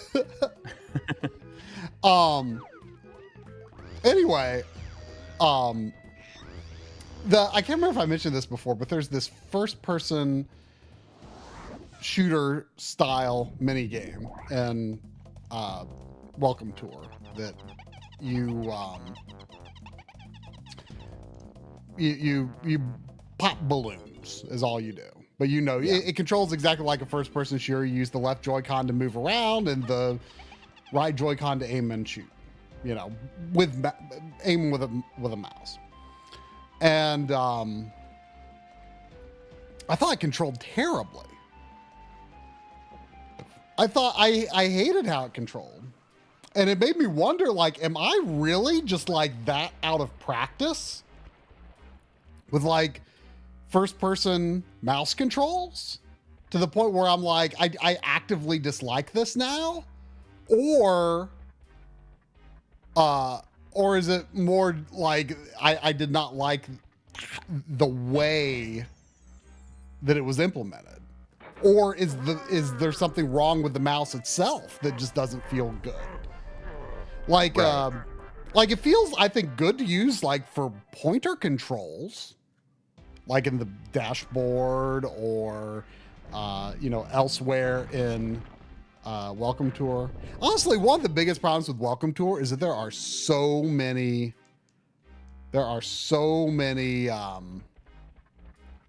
mouse games. Like, they went absolutely nuts with the mouse games. And it's kind of like, ugh, another mouse game. Like, I don't I don't feel like setting up to play a mouse game again.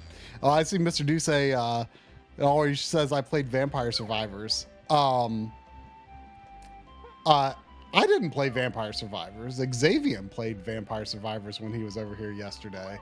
Oh yeah, had he ever played it before? No, like he never even heard of it. Because Drum and I asked him like what have you played Vampire Survivors? And he's like, no, I don't even know what that is.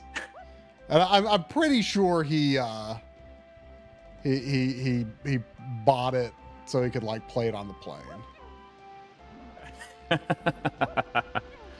So does Drum own it then? Oh yeah, he has it on Steam. I mean, he was playing it before you discovered it.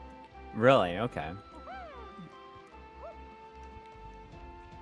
I just saw that the Evercade Windjammers, Karnoff, and Friends is available. I was like, oh, I wonder where I can buy that from. I kind of want to. Wait, Windjammers, Karnoff, and Friends? What? The Evercade cartridge. Oh, it's called Karnoff and Friends? It's called Windjammers, Karnov, and Friends.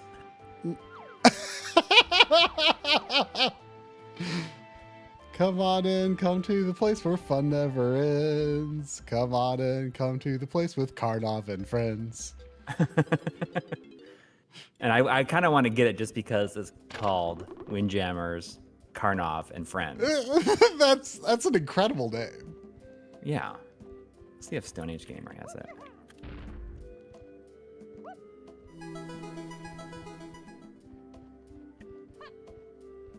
There's another $2 from Rob. Thank you. But just saying Fortnite.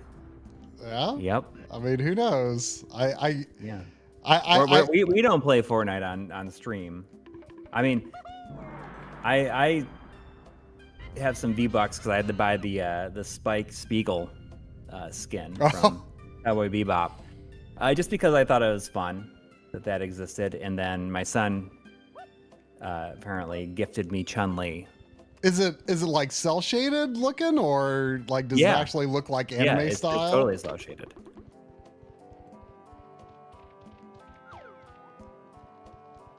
Where?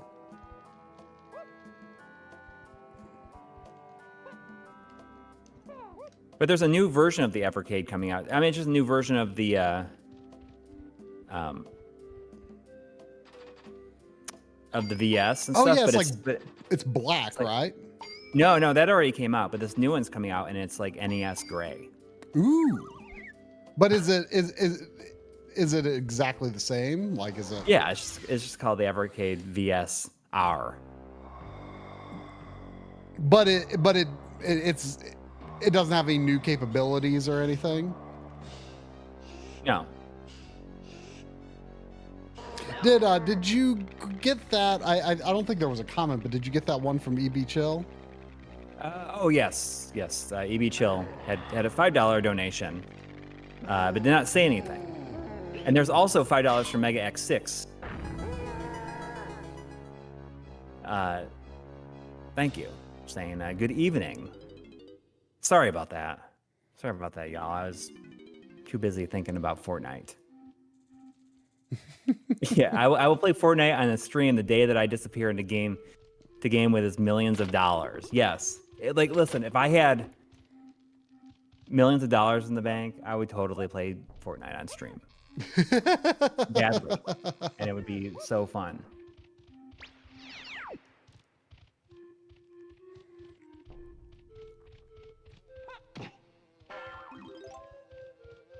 That's an interesting question. It's something that, like, is kind of in Analog Frontiers a bit. Justin Deming had a donation for $4.99. Thank you. Saying, I heard there's a new FPGA replacement for the NES PPU to output RGB. At what point do original hardware mods create the ship of Theseus paradox? Which is, if people are not familiar, it's just like rebuilding the entire thing with different parts. Like, at what point does it stop being like the original? Yeah. I mean, you'd still be using like the NES CPU and stuff. So it would still be at least partially original thing. However, I think I'm sure there are people in the chat who actually know how like high def NES and NES RGB mods work. But if I'm not mistaken, that's already kind of the case with like the existing mods anyway. Because I know you have to like desolder the CPU and PPU, and then you like there's something that you set where they were and then solder the originals back on top. So they're already like, I don't know the extent to which like the original is actually used. And like the new thing that you like put on top of it is used. It's something I don't know a ton about, but I think like, I guess particularly in the case of high def NES, I think like the video is like completely regenerated. Like it's not really using the original PPU, if I'm not mistaken.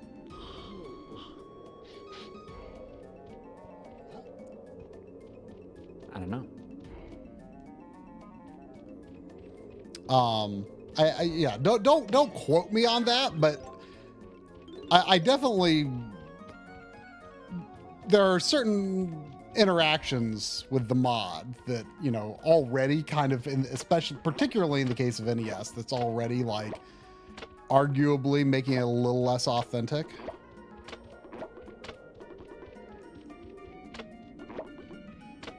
Yeah, I hadn't heard anything about it, so I don't know. Well, remember we watched Jason like do an install when right. Oh yeah.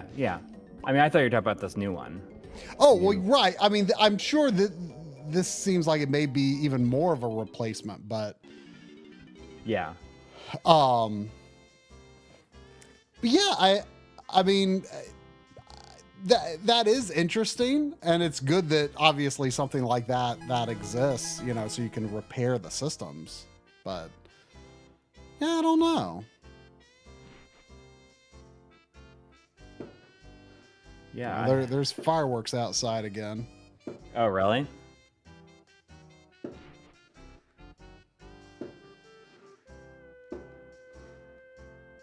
Man. Candy Kong, look at her. This is actually look at the way the Donkey Kong is like. Look at, he's like, oh yeah. It's like my eyes are up here, buddy. Like look at it. It's like look at him. He's just got his mouth just gaping open. I know. He's just like, whew. Cannot believe it. Well, this is actually the first time she's come back since the first game. Oh, it's interesting that she was only in the first game on Super Nintendo. Oh, really? Yeah. Never appeared again? Nope. Oh, hi. Oh, do you don't like hearing those fireworks? Okay. Sandy wants to come up and sit with me because she don't like the fireworks. They probably won't do too many, okay? They probably won't do too many. So we have musical. Oh my gosh, I completely forgot about musical instruments being a thing.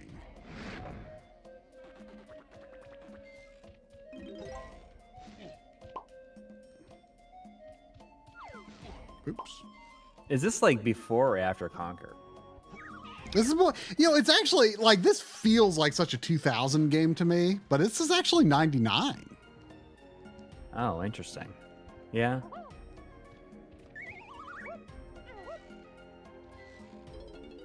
That's funny. I mean, Candy Kong looks like a character straight out of Conker's Bad Fur Day. Yeah. Right? Yeah. There was $1 from Pookie with no message, but thank you. Pookie. Oh, I thought the message was Pookie. No, that's their name.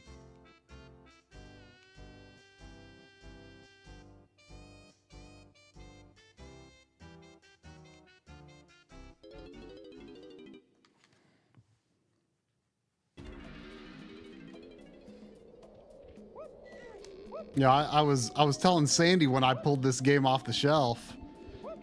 The dog I had growing up, she was younger than Sandy when this game came out. Really? That's a weird thing to think about, right? Yeah. Cause she was born in 93 and this came out in 99. Oh yeah, Sandy's hearing them fireworks. She doesn't freak out, she just doesn't like it.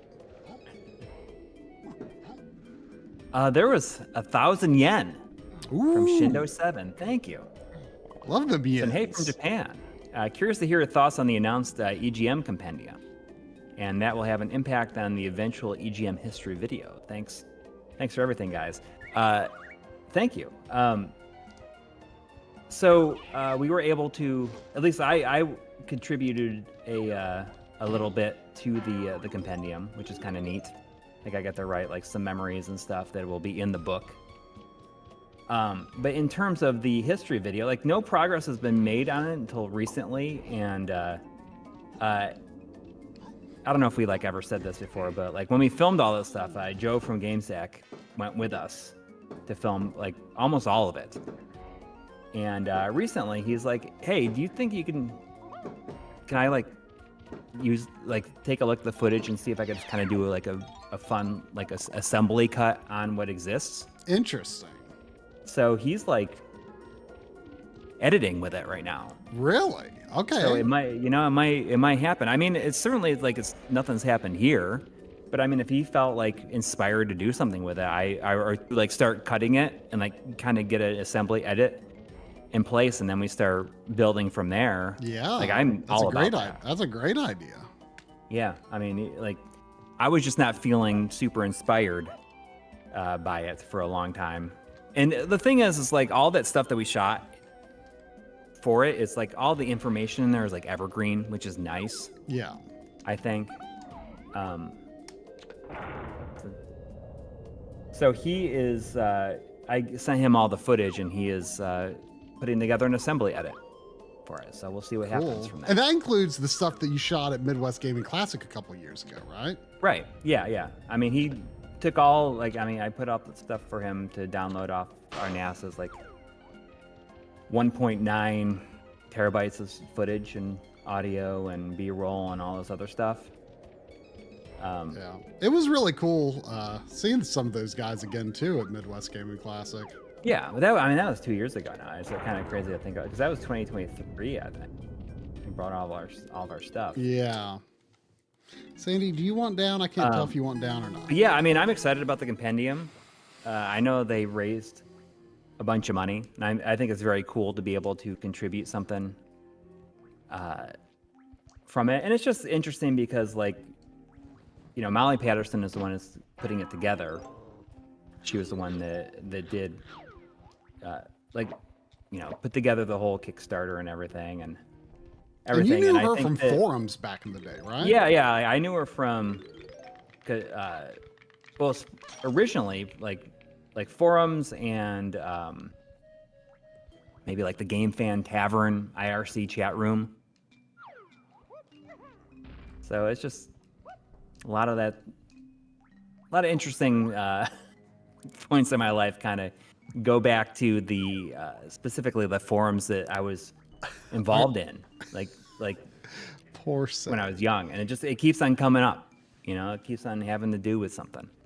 Poor Sadie. life. You can sit right here. Here, let me move this other microphone out of the way. She never tries to go past that other microphone when I've got it down, but she wants to be close. Chris Waters, you're talking about the game fan, the GF_tavern. IRC. I mean, that's when I was in like very end of high school and beginning of college. There's another $1 from Pookie. Thank you. Saying it's not putting my messages in the super chat. I mean, if you can. Oh. Okay, yeah, Magma Dragoon. Yes, of course. I mean, I remember that. I see that Chris Waters is saying I went there a bunch too. A new Magma Dragoon. I mean, do you remember any other names? Do you remember Bonus Coon? Bonus Coon?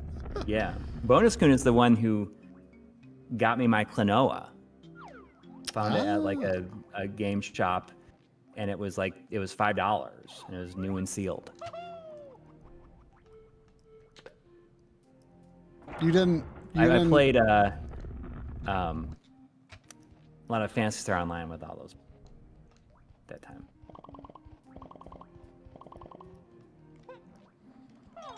Oh, here's a music instrument.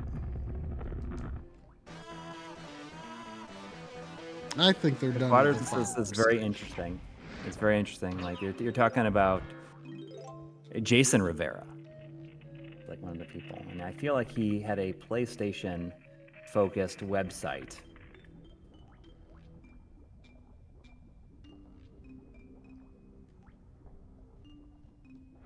I can't remember what the name of the PlayStation website was though. But that got me like going there. I got to meet people, and that's how I started like doing videos for a website called The Next Level. Yeah. And then those people, well, I met a lot of people on the the successor to GameFan was GameGo, and they had a forum there. And then GameGo only lasted for one printed issue and one issue that's a PDF. If you find the PDF of GameGo issue number 2, there was like a whole like little bit on the get together that they had at E2001, and I'm in the picture. Oh. Well, that's cool. That's the starfish enemy from Donkey Kong Country 2. Looks pretty authentic.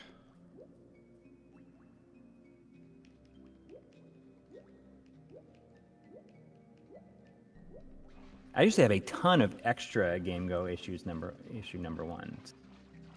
But if you find, let me see if I can find the GameGo.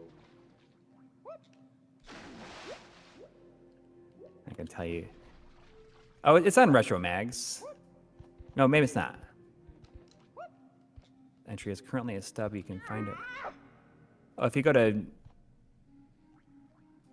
if you find it online, I probably have it someplace. So you know what's interesting about? I don't know if GameGo is not an affiliate. Well, it was not affiliated with GameStop. I don't know if it's easy to tell on the stream, but something interesting I've noticed about the way the graphics are here, there's anti-aliasing on the characters, but not on the environment. Like you can see like it's really jaggy, like along like the yellow edge, the yellow and gray stone edge there. But the character himself is anti-aliased. Interesting. So it's just like I guess it can be done like selectively like that. I mean, maybe that's more common than I realized, but I'd never noticed anything like that before.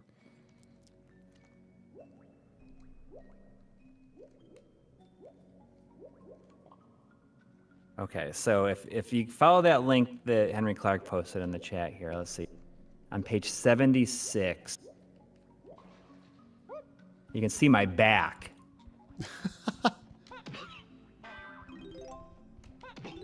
you can see my face slightly. It's like such low resolution you can't see it though. You can see my face in between, next to the guy with the blue hat. Can you see any on the hair? right any, side. Any Coury hair? Yeah, I mean it's like It was still in the hair it's era. It's a serious fade, but yes, it's still there. I'm wearing my cargo pants here. But the person in the blue hat I'm not sure if he's in the chat still, but that's my buddy Chris Shaman. Ah.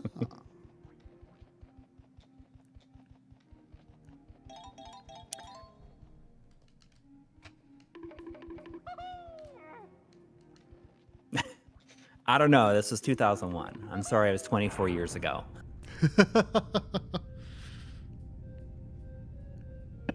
More time has passed since than I had lived in my entire life up to that point. Such a weird thing to think about. I wonder what I'm supposed to spell with the letters K-O, N, and G here. On 76, I'm you can see my back. I'm not the one looking at the camera. I've got the dark red, the maroon colored shirt.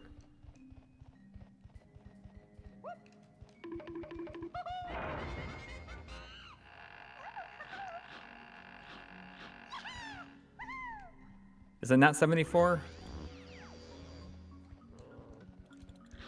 But it's just very fun. It's just like a fun look into the past. When did I shave my head? I think I shaved my head I want to say 2003.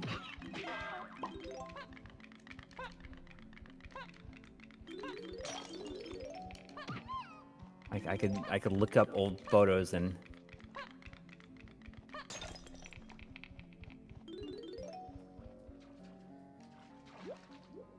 I wish the enemies didn't respawn at this. The narrator at the beginning of Super Metroid kind of sounds like me. Yeah, I don't have the lisp though.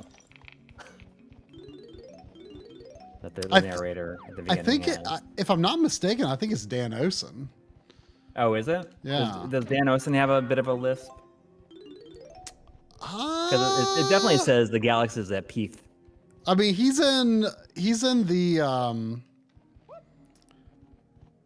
like the Donkey Kong Country video, I think, right? The Donkey Kong Country VHS. I don't recall a lisp there, but I don't know. Yeah, well, maybe because the voice Peace definitely has a lisp on it. Yeah, I mean, it could potentially even just be because of just like the compression. I don't know. I don't know.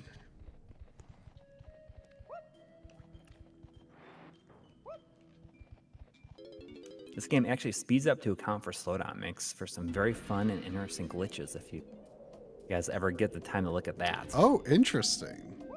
Because yeah, the game actually like feels like it moves pretty good, actually.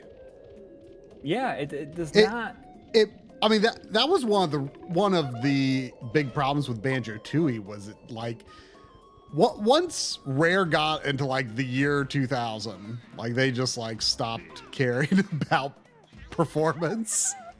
I mean, I forget what year Donkey Kong or Jet Force Gemini came out. That had pretty bad frame rate too. But like Rare did not really worry about frame rate when it came to like Perfect Dark, Conker's Bad Fur Day, Banjo-Tooie. Like they were just pushing it way too hard. And like in my head, I always kind of lump DK64 in with those, but this game actually runs pretty good overall.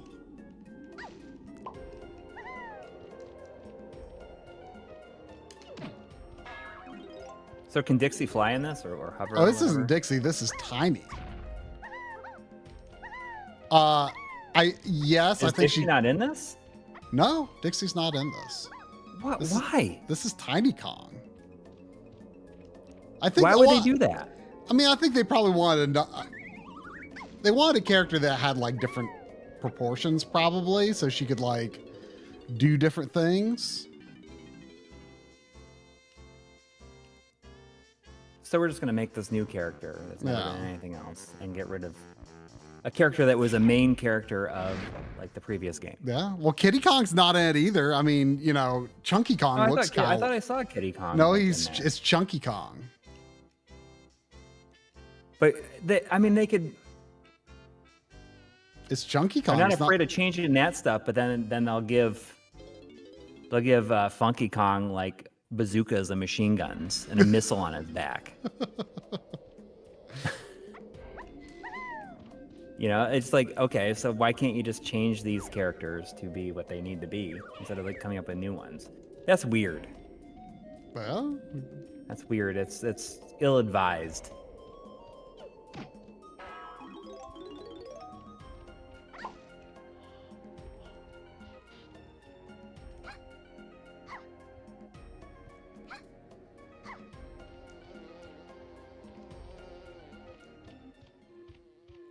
I mean, I'm sure that there was a lot of the original BKC people on this. Yeah, Dixie is much cooler. She can play electric guitar, for sure. Way cooler. Yeah.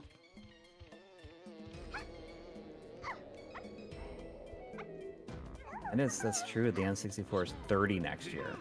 Yeah.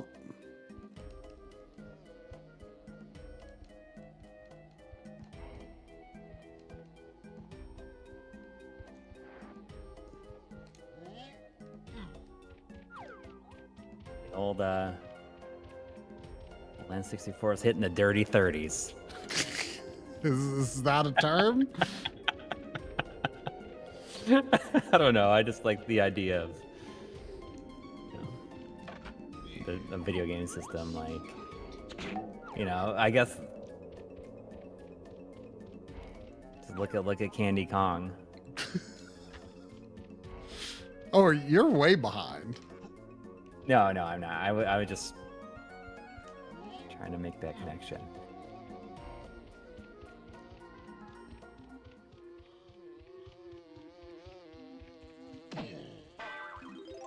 Master System's gonna be 40. Whew.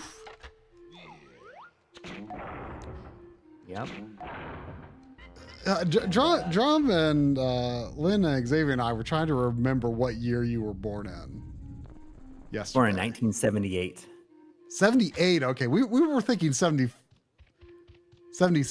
So I mean, so it was almost 79 when you were born. Yes. Yeah. I always forget how old you are. 5 days from 79. Wait, wasn't I supposed to be able to get? Yeah, it's weird to think like, oh, I was born in the 70s though, just in general. Yeah, because I mean, you obviously don't remember anything from the 70s. Right. Yeah, that is funny. Like being born in 84, I can still remember, things that, like I could remember events in my life that occurred in the 80s, Mm.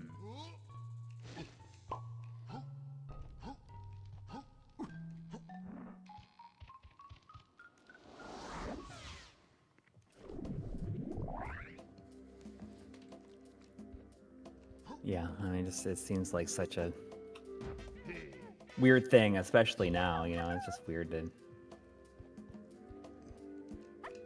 tell people is born in the 70s.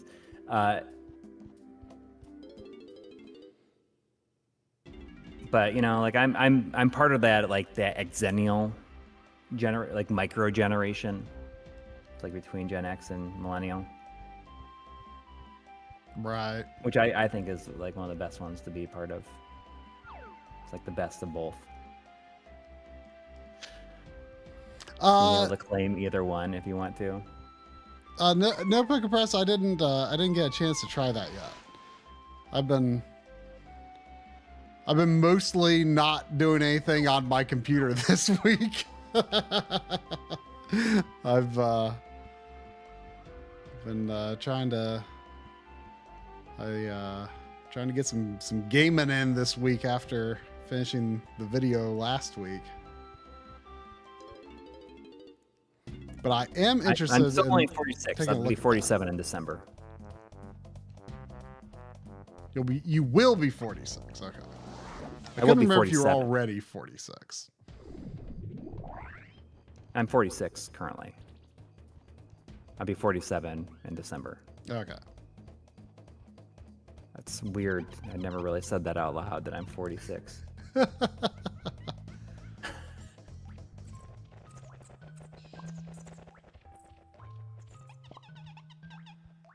I guess I never went in there. Yeah, I mean, I think that there's lots of people still playing games at 47. Yeah. I mean, I remember, I don't know exactly how old he is, but like Happy Console Gamer is like, he's older than you, right? Yeah. Well, I mean, so like Joe's older than I am, and CGQ Chris is older than me too. Right. But I just remember when we met. Like I'm older than he was then. By a lot. But when we met Happy Console Gamer at Too Many Games a long time ago. Right. I was you're like, I think he's like 41. And I'm like, no. Like the idea of like people in my video game circle being in their 40s, like at that time seemed insane. Yeah. It's such a weird thing, and now like so much time has passed. I'm closer to 50 than I am to 40. That's gonna be a weird one, but I do see that the YouTube account says that I barely look 40, so that's good. The YouTube account? It's just somebody in the chat named YouTube account. Oh. But I appreciate that.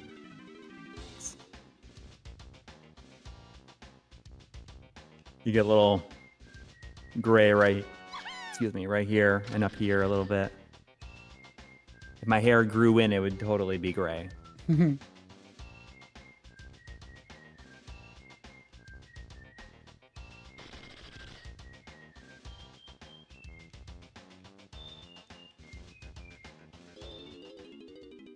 See, Daniel Nicholson says, best part of being born in 76, I remember all the 80s in the arcade era.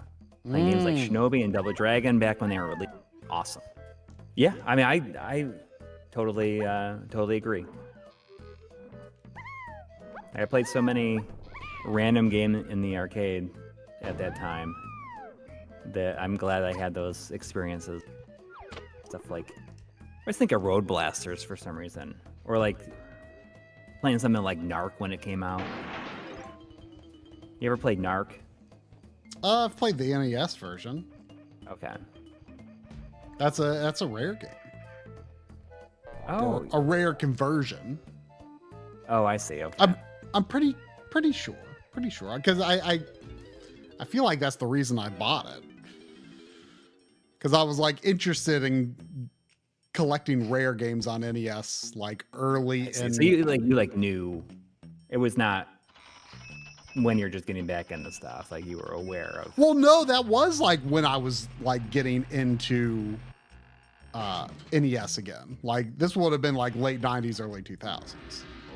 Like that was one of the first things I was like kind of interested in doing. Like I never really ultimately got that many, but I was just like, oh, like Rare made a ton of games on NES. And I didn't know that because I didn't know about Rare until, I mean, I had Jeopardy as a kid, but I didn't know, like that was, I think, the only Rare game I had.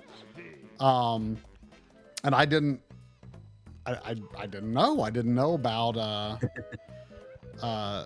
all these NES games that they worked on. I loved Who Framed Roger Rabbit. My cousin had that. That was a Rare game. So yeah, I was like, oh, I want to collect all these games that Rare worked on, but ultimately there were a lot I didn't get. But I'm pretty sure pretty positive Narc was one of those, and that's why I got it. I don't have it right now though. Like it's an interesting game. Mr. Dots is saying you guys should do a game show stream. So. A game show game stream. You Well, know, there's like that. What's that one game show game that's on the 3DO? I feel like that would like Twisted or something like that. oh, I don't know that. And it has like a whole bunch of FMV. That'd be a fun one. Oh, by Maybe. the way, speaking of things like game shows, we played a little bit of Everybody 1-2 Switch yesterday. Oh, how'd that go?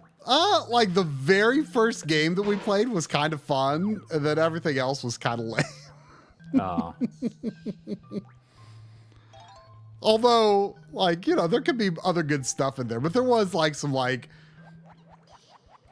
quiz show type things, but it was kind of Jackbox like, but yeah. like almost insultingly easy. I see. You know, we've become very big fans of Fibbage Oh yeah. in our house. Like, yeah, I bought it on something on PS4 or PS5 around New Year's. Yeah. And it's like, you know, everyone can play on their devices. Right. I mean, I bet your wife even likes that. Oh yeah, we have a great time. We have a great time. I think that's maybe what Mr. Dot says to do a game show stream. Maybe we should play Fibbage sometime. Yeah. It's a very fun one. Do you have Drawful? Yeah, and that's like it's kind of fun to do that, like especially if you're drawing on a tiny little screen, Yeah. because then it comes out real bad. But I think Fibbage is definitely the one that we find to be the most fun. Yeah, Fibbage is very good. It would be funny though to see if like to go back to like NES Jeopardy, you know, that I had growing up, and Did you get any of the questions? and see if I like actually know any of the questions, because I sure as heck didn't back in the day. I mean, it was considered my dad's game back in the day, but I remember playing it every now and then, but like didn't really know any of the answers, honestly. So, yes, like I don't know, like this weekend, like there was a thread on Blue Sky about like for people to put like their most worthless video game factoid that they just like knew. Mm-hmm. And there's like lots of like little interesting things in there that I had no idea about. And one of the things is that I had no idea was that the font used for the like the answer, like the cards in Jeopardy, you know, like when it has like the question comes up and it has the stuff, it has like, you know, the answer written, right? Mm-hmm. That's the same font as the Capcom font, using the Ooh, that was Capcom close. logo. Oh yeah, that's Yeah. funny. Yeah. I had no idea. What would you say your most useless video game factoid is? Maybe it's the little glitch in Sonic. I mean, it's Carlson not, that's actually kind of useful, I think. the Carlson crouch. Yeah. But I mean, outside of that, like I don't know. I don't even. I'd have to like really rack my brain, and there's a reason I didn't respond to it. Yeah. I wonder what mine could be. Most useless video game factoid. I feel like I gotta have something. I'll see if anything pops in my head.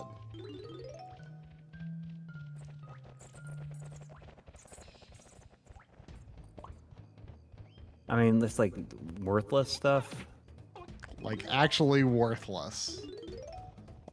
Like, can it not be like helpful in a game or something like that? I mean, I guess it could be minorly helpful. Like, you know, your Carlson crouch is not super helpful. It's only mildly helpful. Yeah, you can crouch and go through the bottom blocks on some of the second level of the marble zone. Yeah, I mean, you know, I get a little nervous doing those jumps, so it's not all that bad, really.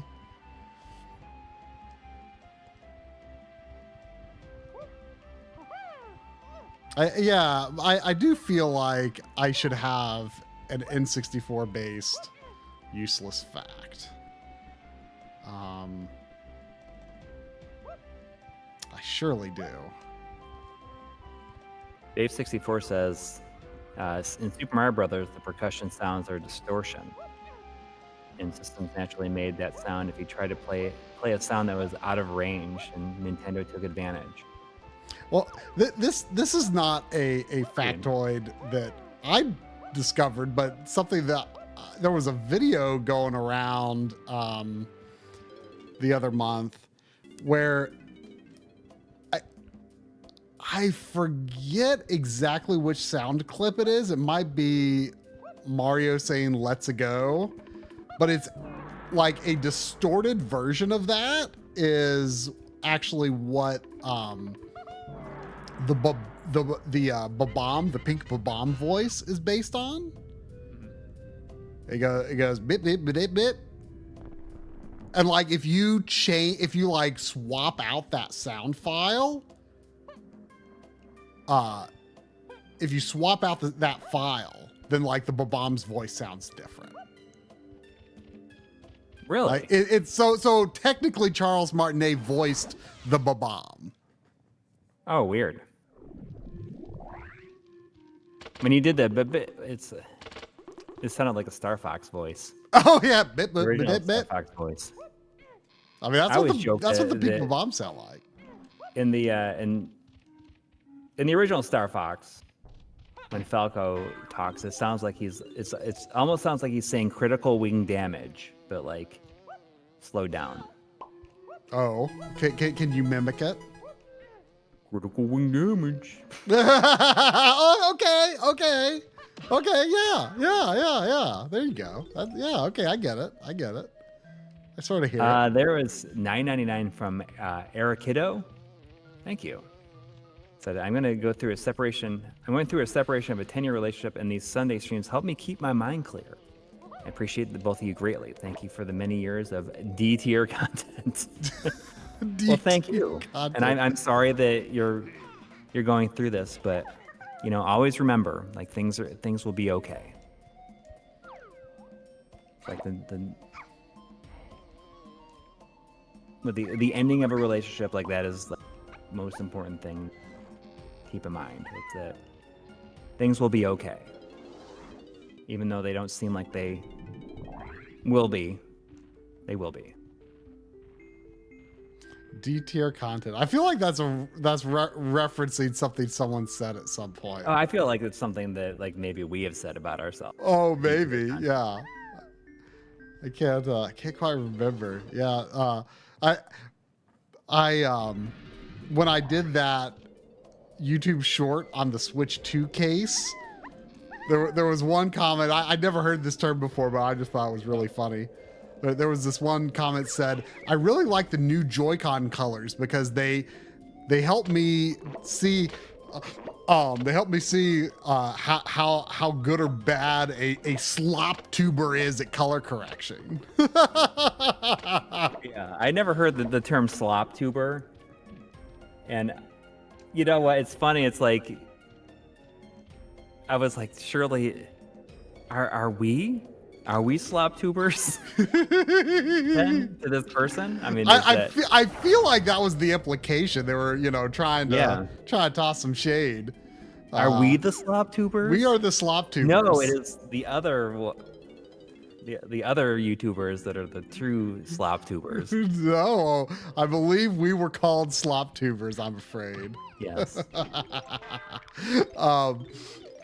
But you know what? I actually realized after that, it is like something about the color of the orange Joy-Con. It actually is difficult to make it look on my screen the same way my eyes see it in person. Like without like ruining the color of everything else. Like it's kind of a little more pale, a little more salmon colored. And actually, yeah, I mean, it could be the OLED that I'm using for my monitor. Because, you know, certain colors, like there's, I thought about this again when I was color correcting, or not color correcting, when I was recording some Splatoon 3 footage. Oh, there's a little tiny hole. She can shrink. How many coins does she have? She probably Got needs a little 3 coins. guest appearance here. Oh, look at that bean. Look at that bean. Oh, it smells like you got some peanut butter. You have peanut butter? Ooh. I smell peanut butter on that snout.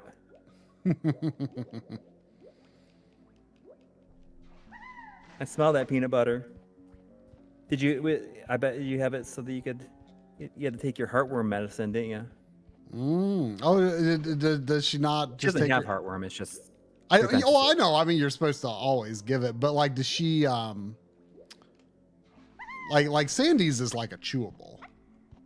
Yeah. Well, I mean, And she she likes will it. chew it and then she will like spit out the actual medicine. Oh well, but like it's like it. Like it looks like a hunk of like red meat or something. Like it smells like pepperoni.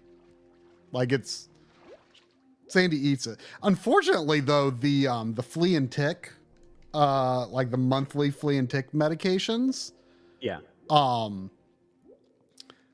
you aren't supposed to give the oral ones to dogs with epilepsy. Oh. So we had to stop that. And the topical is like so irritating to apply. The topical flea and tick medications. There is no like there's no version of like there's no version that's like okay for dogs with epilepsy to take orally. Yeah. Like, because they all use the same basic stuff. Do you have anything you want to say?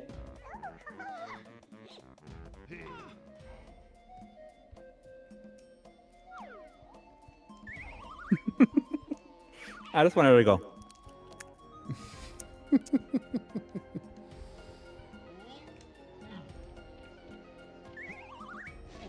You just getting all shy because you're on camera. She's my small child. No, thank goodness, Zane's dad. That is not how we have to do it. It's a topical. It goes on. It goes like you have to put like kind of along the neck and shoulder blades. But it's like it's so hard to apply it in a way that like doesn't leave kind of a residue on the fur. It's just annoying.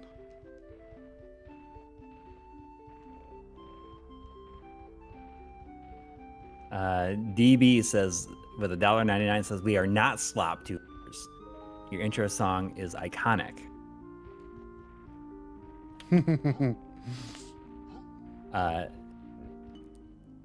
Thank you. I mean, I don't know. Like, I wonder if we do something specifically into the slop tuber genre. I find it so difficult to jump over those quicksand pits. The song was composed by a friend of mine, Matt McCheskey. You can find it on his Bandcamp, although it has lyrics on that version. Yeah,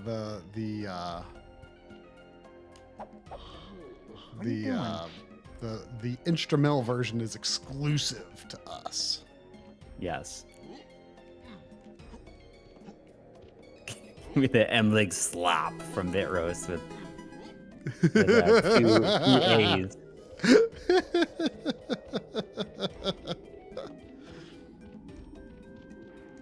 Just slopping it up over here.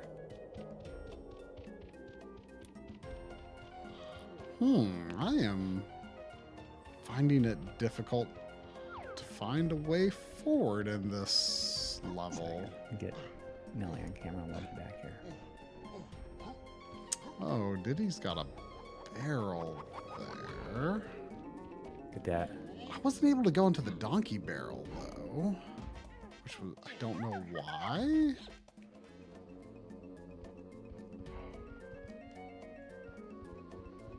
See if we can see Nelly back there, where I need to be Oh. to be on camera here. She's in the chair.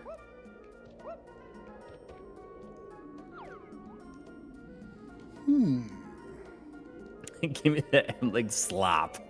I don't know. Yeah. Just slopping it up over here. You know, we should make like our own like custom like baked bean recipe called MLiG slop and sell it in a can.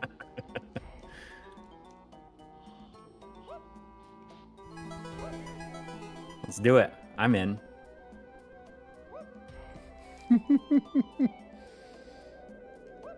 I'm all in. With $2 from Andrew, thank you, saying that we are S tier tubers. Sweet potatoes, to be exact. I mean, I don't know if sweet taters, potatoes are S tier in my opinion. Sweet potatoes are S tier? Or No. aren't? I don't like sweet potatoes. I like sweet Do potato. you like sweet potato fries? Sweet potato fries are good. That's like the only sweet potato thing I've tried that I like. I mean, like other sweet potato stuff, like I can eat a little bit of it, and then, but like after like 2 or 3 bites, I'm like, I'm done. Sandy loves sweet potato and pumpkin. Yeah, yeah. It helps them like if they're constipated or whatever, or if they're have the runs. Yeah, I always keep some pumpkin in the cabinet, you know, in case she's like feeling a little sick. Well, you know, a few weeks ago, you know, she, you know, didn't feel like eating for a day, and I had run out of pumpkin in the cabinet, and the next day she still didn't want to eat. She just had no interest in eating. She had thrown up the night before and didn't want to eat. And so I went and bought some pumpkin, and like she had left her dinner, you know, unattended, or her breakfast hadn't touched it. And then when I went out, got lunch, and brought back some pumpkin, I gave her like 1 spoonful of pumpkin. Immediately, like she was like, "Oh yeah, I want to eat," and she was just cured after having that pumpkin. I'll take sometimes. Yeah. There's $5 from Container 7 with no comment. The comment actually says with, which I think is kind of awesome. Crunky Kong. I would totally, you know, it's funny if there was such a thing as Crunky Kong. I would love it. I actually have my my Crunk Lion fine malt liquor t-shirt on.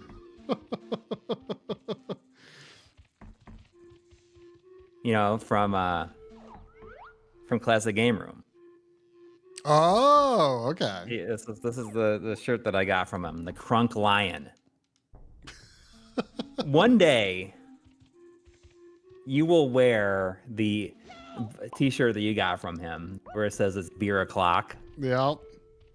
One day, I would love it if you. I think it would be hilarious. I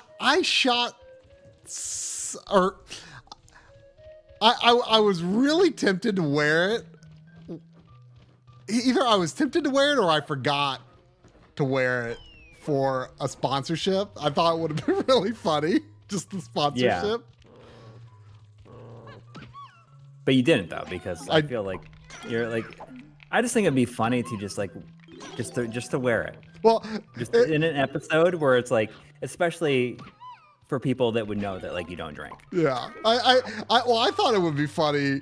You were, when I remember when I played a little Perfect Dark the other week, and Yeah. you were like, oh, well, you need to create like a dark Marc persona now. Yeah. And like, Whereas- I'm always wearing the It's beer beer clock. clock shirt.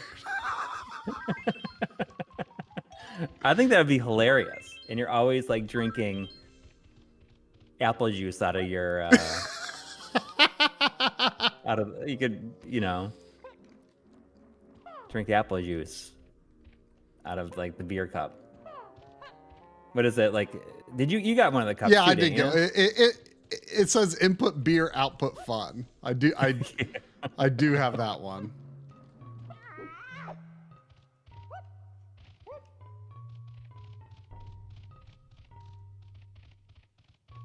Yeah. But I had forgotten I had this. I found the closet.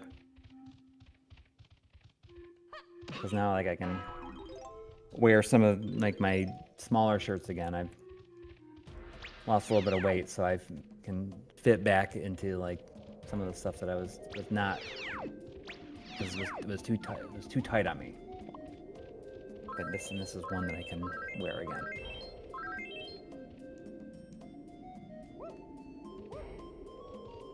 Thankfully.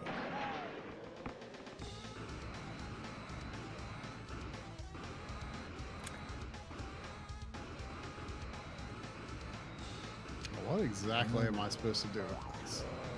Oh, the crystals are my fuel. I probably don't want to waste it then, because I don't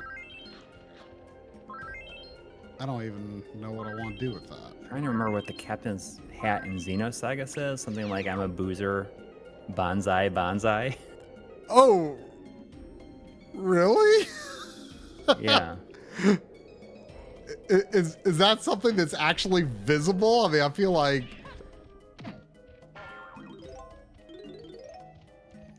If it's not, it should be. Yeah, I mean, I just feel like PS2 quality textures, it would be hard to read. I always think back to when I got Xenosaga day one, and it's just like Shianuzuki, please report to the bridge, and like you could spend like well over an hour just like doing stuff, like before ever reporting to the bridge. Yeah. Those are something. I mean, that first one's not very long, is it? No, probably like 25, 30 hours, I would guess.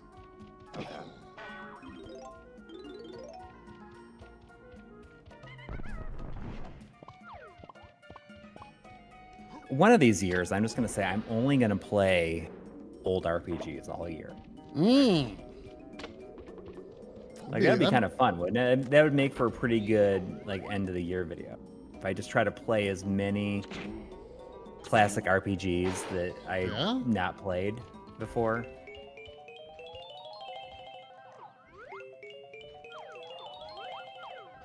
Just make that the whole point of the year, just to play as many as I could.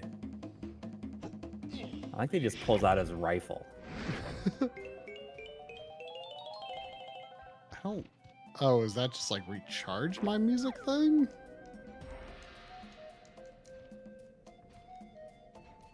I say I'm going to do that, and I spent an entire year playing Legend of Heroes games. That's all I do. Is I play and get nowhere near, and like basically don't even put a dent into what you need to catch up on. Yeah.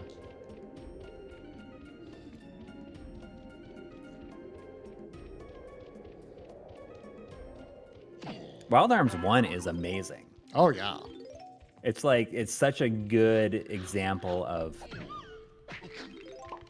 like that transition period where like the 2D stuff is so good and like is like peak 16-bit.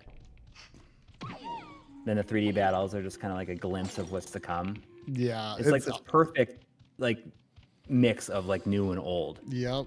And I remember at the time, like I think it was considered to be like the in battle graphics, you know, like the super deformed characters was considered to be like ugly and everything, but I feel like it's aged really well. Yeah, it's a charming time capsule now. Yeah, and better than like when it goes full 3D with the next one, because I just feel like the 2D stuff looks so good, and even the characters are kind of like 3D renders almost. Yeah. I mean, I think they kind of are in the first one as well. Maybe. Yeah, I want to play Breath of Fire. I want to play Breath of Fire 3 a lot. Yeah. Have you played Breath of Fire 3? I have not played much of it, but I watched a friend play a good bit of the beginning back in the day. Yeah, I mean, I played through the beginning. My kids watched me play. I played through the beginning, the first like several hours, like on Mister. Oh. Mister. I mean, I really want to play 4. I mean, 4 is gorgeous. Yeah.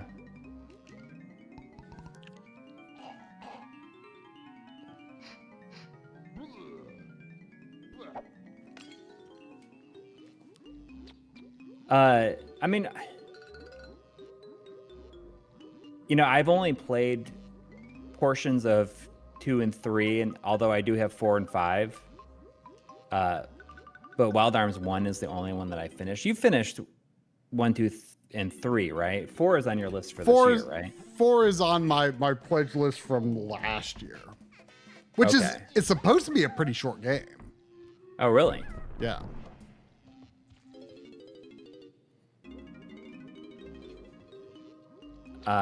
But I mean, I think, would you say that 1 is, all the ones you played, like 1 is the only like must play? I think 3 is really good. Yeah, but I mean, you would, if you had to pick between 3 and 1, would you pick 1?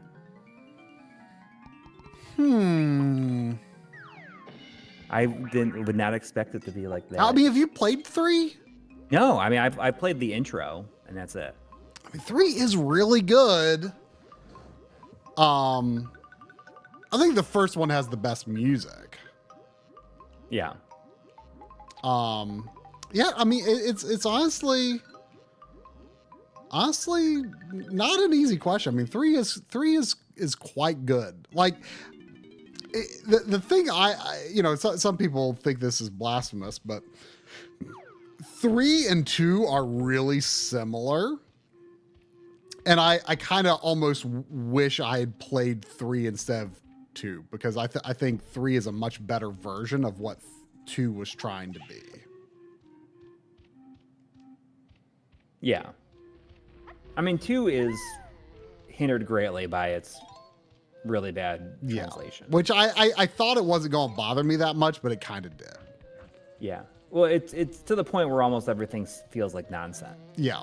And I think that's where, you know, where 3 was much better, but I felt like, I remember thinking like, oh man, this was really good, but I feel like it would have had more impact had I not played Wild Arms 2. Yeah. Yeah. But coming as someone who's only really played, who has them all, but is Alter Code F. I think that the one was the first game I got on my PS1. I bought my PS1 with that game, which is kind of a weird thing. Yeah, because it didn't really it wasn't really an advancement over what you had. No, but the thing is, you know, I would be like, I want an RPG because they were so few and far between. Right. That just seemed like that was like the newest one that had released on that system. I bought that with my money at Pizza Hut. And speaking of Pizza Hut, we went to a Pizza Hut Classic yesterday. Oh yeah, you were telling me you were planning to do it. Yeah. The one in Mount Gilead. Ohio. Was it just like you remembered? Yeah, I mean, it was definitely a lot smaller. But I'm sure that this. I'm sure they varied in size back then too. Yeah. Yes. But I hadn't had Pizza Hut in a long time, so it was just kind of.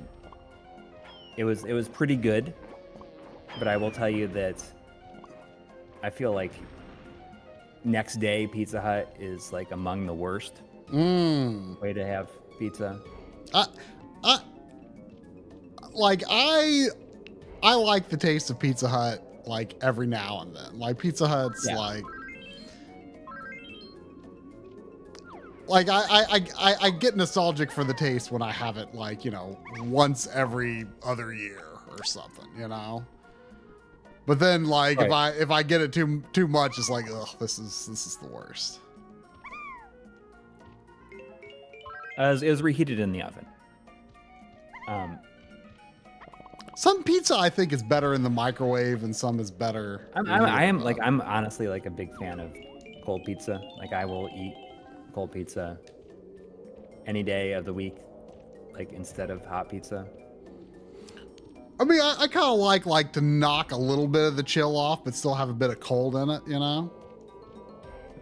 I just pull it out of the Tupperware leftovers container and just eat it. I mean, I love cold pizza. But they did not have, like, there was an arcade machine, but it was out of, and there was no jukebox.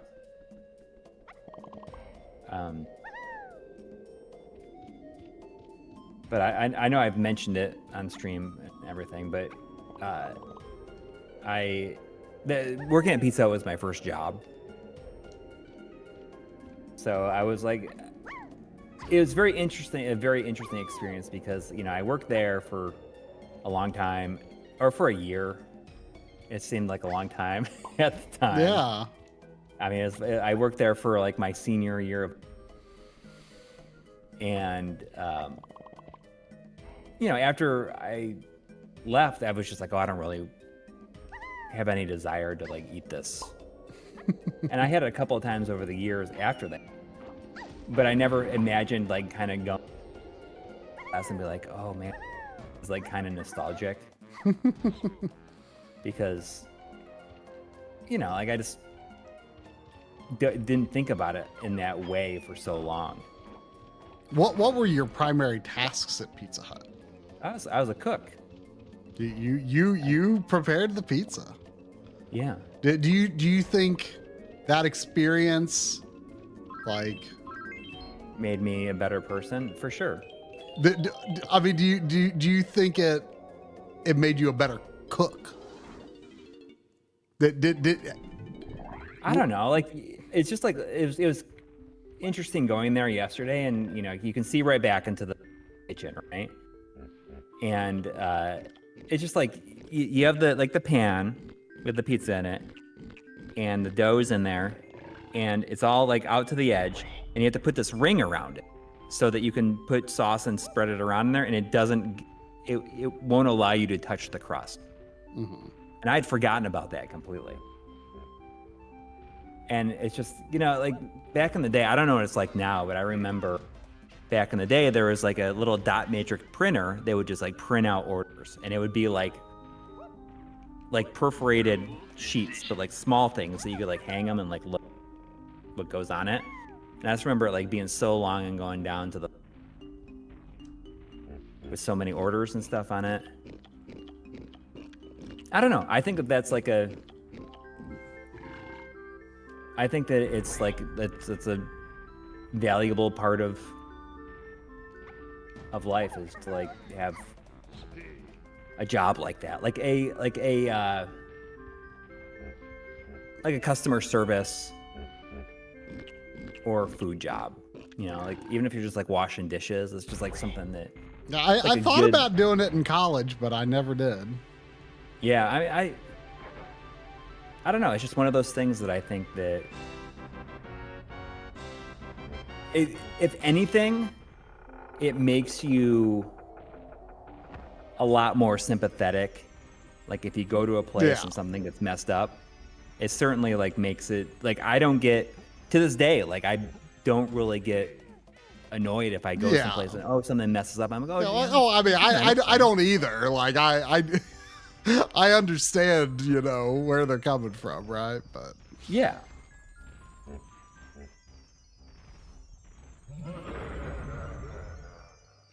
So, I mean, I think that I feel like was like an important part of my life. Even though I gained 40 pounds when I worked there for a year. what do your kids think about their dad having worked at Pizza Hut? Do they think that's cool at all? Well, yesterday was kind of like the first time we'd ever been into a Pizza Hut to like sit down and eat.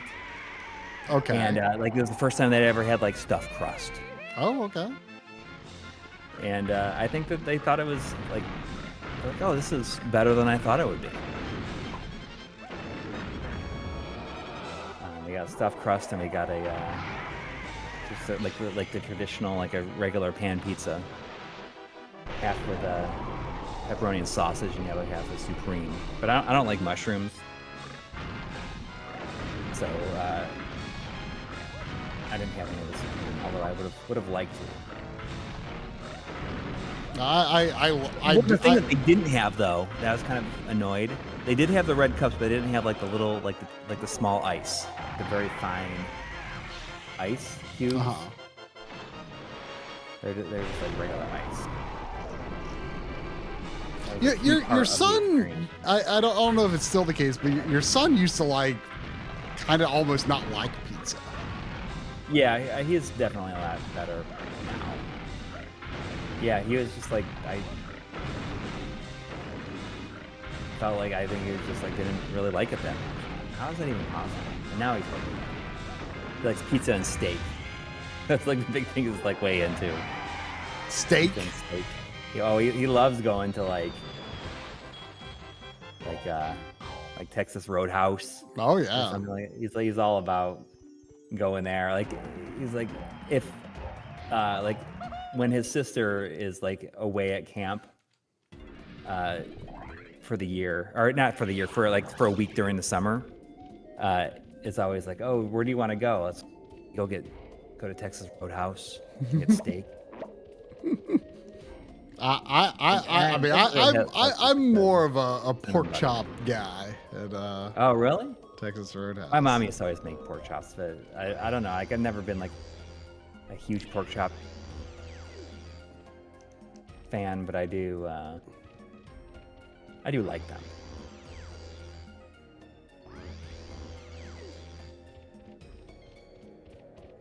Yeah, it's just it was definitely interesting to go there. I liked. I'm okay like not going again for a long time, but it was just kind of a neat experience. Like having breadsticks and there's something, it's just like so familiar. Even though I hadn't had Pizza Hut breadsticks in probably 20 years, there's just something like so familiar about it. Yeah, I can't even think of what Pizza Hut breadsticks are like. But I do have to admit, I like the taste of their deep dish quite a bit. Yeah, I mean it's its own taste. Like Yeah. nobody else's pizza quite tastes like that. I just remember making like the like putting the dough in there, and before you put the dough, you hit this big pump of like oil you had to put in it. Oh. And it was just like this giant plastic container with a big pump, and you put it in there. And that's like what the taste is really is like that. Yeah, oil. well, it's kind of like a buttery taste, isn't it? Yeah. It's just interesting to think that, like I worked there from 16 to 17, and I left that job because I got Huh? I left that job because I got the job. I left working at Pizza because I got the job at Electronic. Ah. I've talked about it. So Got that. So it was like right around when Final Fantasy VII came out. Because I didn't work at Electronics Boutique when Final Fantasy VII came out. But I worked there. I got my PS1 with Wild Arms like that summer. Because I wanted to get it for Final Fantasy VII.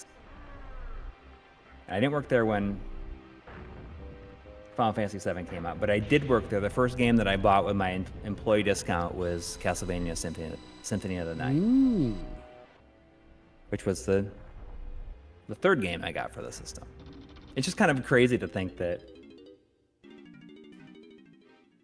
first 3 games I got on my PS1 were Wild Arms, Final Fantasy VII, and Castlevania Symphony.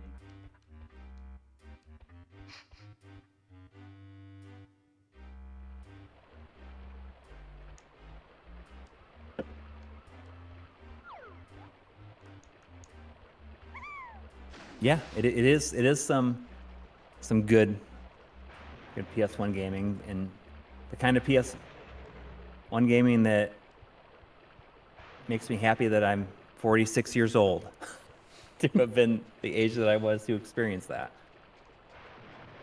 Does my audio cut out occasionally? No, I think it's been fine. I think it's clear is saying that. Not that I've noticed. My audio is cutting out occasionally. It does. That I mean, if I'm hearing him, Discord should be capturing everything I hear.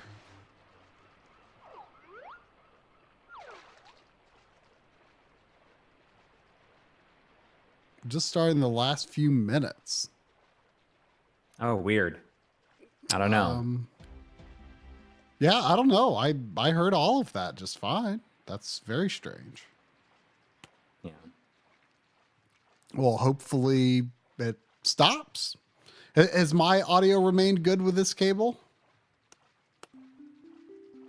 Yeah, it's been fine the whole time. Okay, well, I might need to get a different cable for this mic then. Yeah. So does anybody in the chat think that I can sell this Paprium that doesn't work, but other than that is in completely mint condition? I mean, be honest about it, you know. Yeah. You know, you have to put like the all caps, please read description. Yeah. I can just say like does not work, but is complete. Yeah. Legit game, just does not work. I don't know, you just I put it into a system, it doesn't work. I think I wonder if it's something that could be easily fixed though. Maybe. Saying this is I should get it graded. I mean, I tried it on 3 different systems and it did not work on 3 different systems.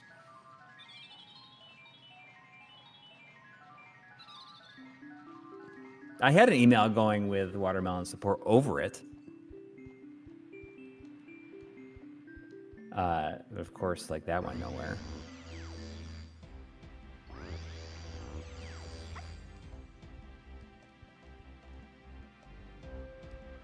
You know, I feel like this could get a 9.5, right? Get this graded for 9.5, sell it for $30,000.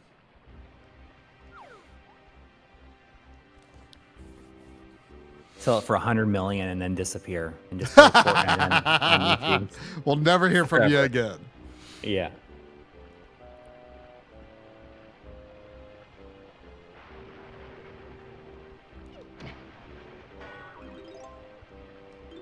I mean, yeah, grading stuff doesn't. I think it was John Riggs that posted something on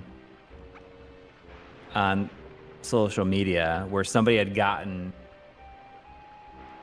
Switch 2 keycard game graded. Oh yeah, I think I saw something about that too. That's like hilarious. Like a Street Fighter 6. Yeah. At 9.9. Got a 9.9. What?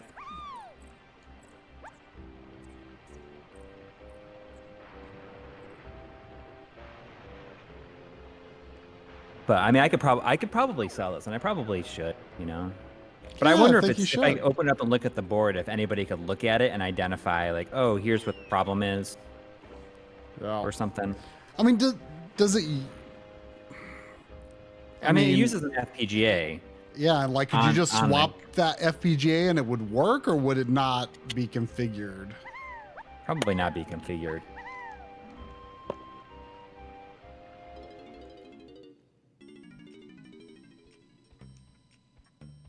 I should look on eBay and see if there's any that have sold that does not work.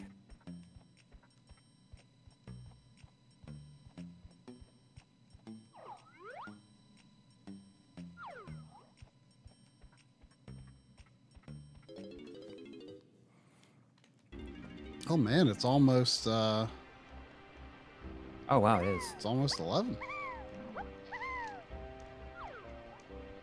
Well, at least I'm going to get into like the 3rd level before the end of the stream. That's it's not too bad a progress, I'd say. I'm not complete in box. I don't have like the.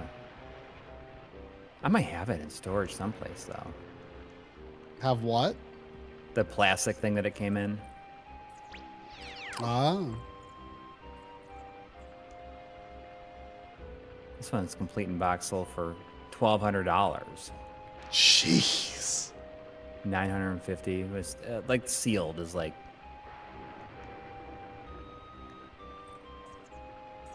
But I mean, if anybody here had to like venture a guess, do you think that somebody would buy something like this for like $400?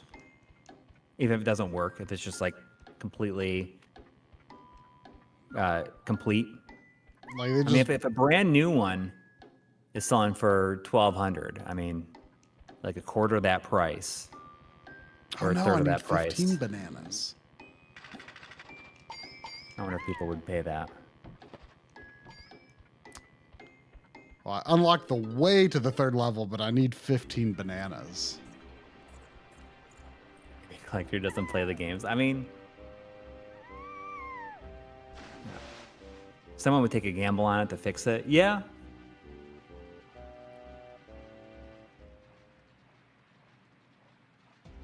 I mean, the not working would diminish the value significantly. Sure.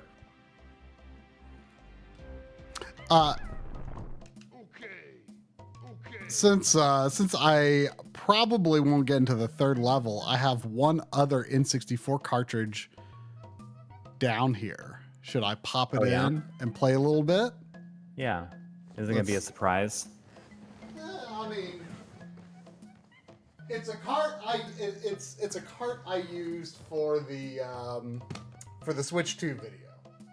It's a comparison I made to something in the Switch 2 video, so that's why it's down here.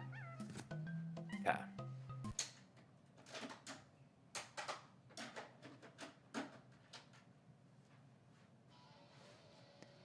Has someone troubleshoot it? Yeah, I mean, I could. I wonder who I could reach out to try to like fix it, if it's possible to fix.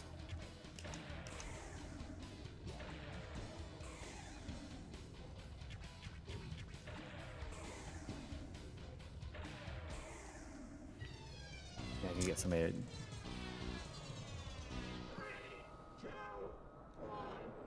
Someone to trade me for a Crusader of Senti for it.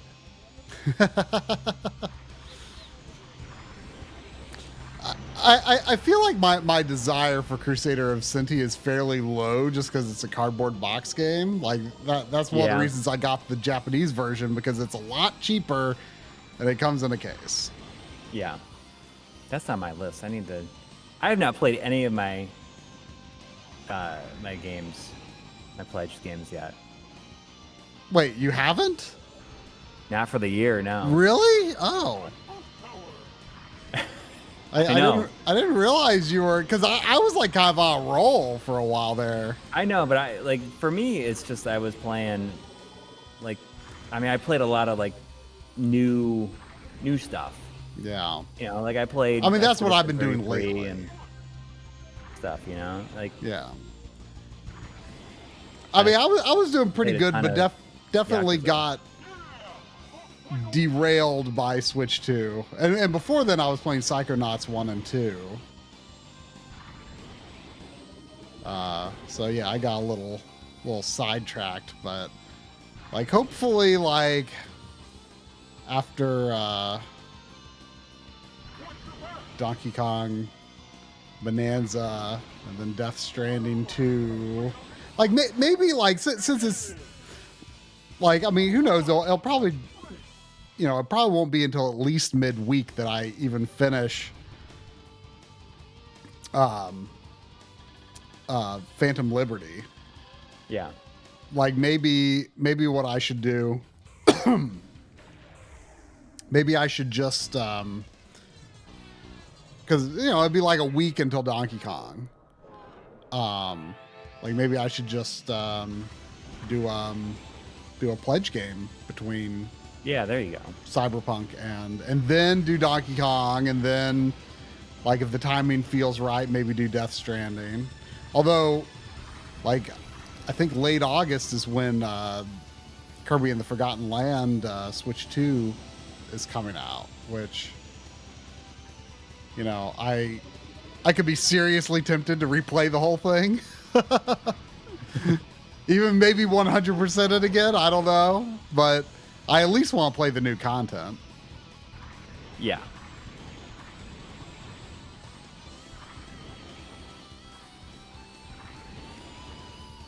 I plan on getting that, but I won't get.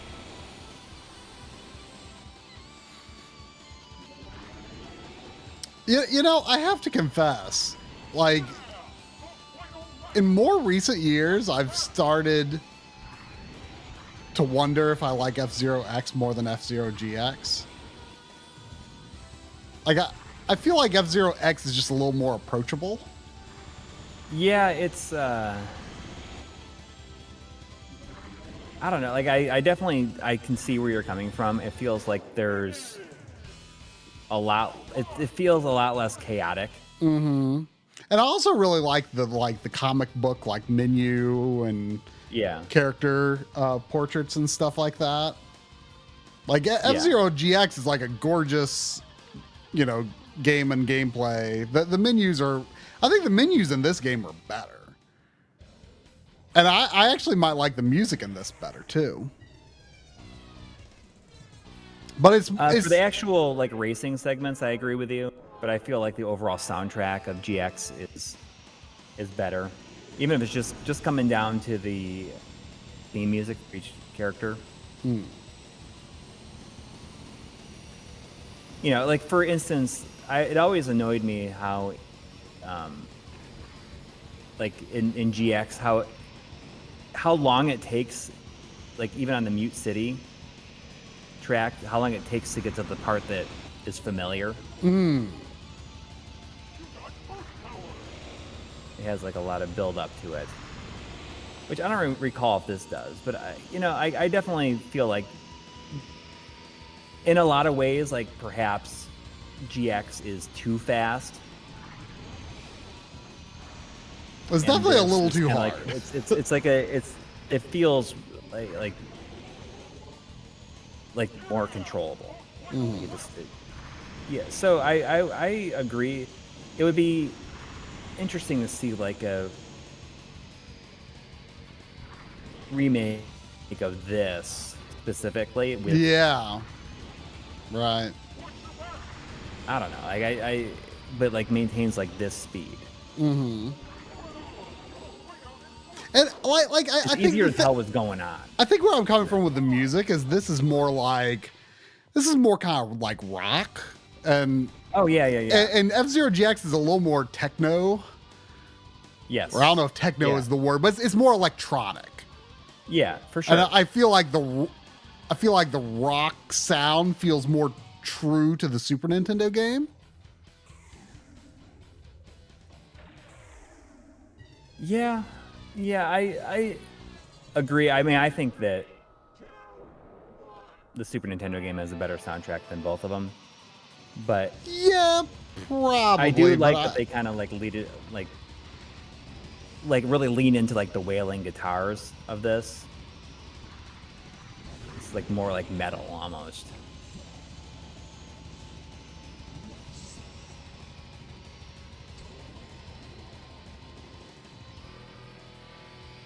Watching this right now makes this seem like the cooler game. I mean, it feels less chaotic. Yeah. But at the same time, you know, like I think a lot of times GX is considered to be better because the amount of content it has in it is pretty staggering. Yeah. Compared to this even. It's just a really good looking game. Yeah. And you know, it's such an interesting thing because this like expanded the world so much. Oh yeah. 30 characters. I mean, it's yeah. Like when you had 4 in that first one, and every other character was just like a drone type ship. Yeah. Like I remember, you know, opening the game and reading the manual on the way home from the store with this game. And I'm just like, oh my gosh, 30 characters. And, you know, you get to see like all the artwork of the characters. And maybe it even has like a little blurb. And I'm like, with all these characters, I want an F-Zero RPG now. You know, I think it could be, I think they could do, I feel like they could do like something, some kind of story in the F-Zero universe that's like not about racing, you know? I think it could be kind of neat. Yeah, well, I mean, there's a whole thing about like, isn't Captain Falcon like a bounty hunter? Yeah, yeah. Well, I mean, they've done the anime, you know. Okay, I mean, I'm familiar with it, but I've never. Well, I've never seen it, but my point is like they have done it, like they've made like a story. Whether it's any good or not, I don't know, but you know, it's yeah. I like they could absolutely do something. And there's no levels like this in GX. Yeah, like no cylinders.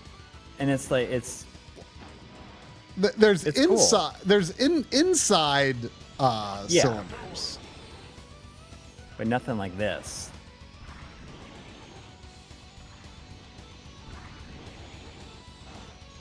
But yeah, I don't know. Like I've always like thought like, oh yeah, like GX is like peak F-Zero. And it is, but I feel like you gotta be like actively into it, you know? And this game, I feel like you can casually pop it in and have a good time, you know? Yeah. It's fast, but it's not uncontrollably fast. Yeah. Where like in GX, there's a lot of like memorization. Yeah. Needed to do really, really good. And here you can kind of just improvise. And, you know, like the combat aspect of it, you know, just like doing the spinning and stuff like that. It's like it's more needed, I think, in GX, and here it's just kind of like just the idea of doing it and like spinning around like that always felt stupid, anyways. Yeah, I mean, I think it feels more controllable in this game if you do it though. But that's always been something I've generally ignored. Yeah, I think there is like a battle mode of some kind. Oh, really? I think so. What? I think this is the last, like 6 races per cup. That's also like a pretty generous number of courses. Yeah, and they could have just made it 5 and had another cup.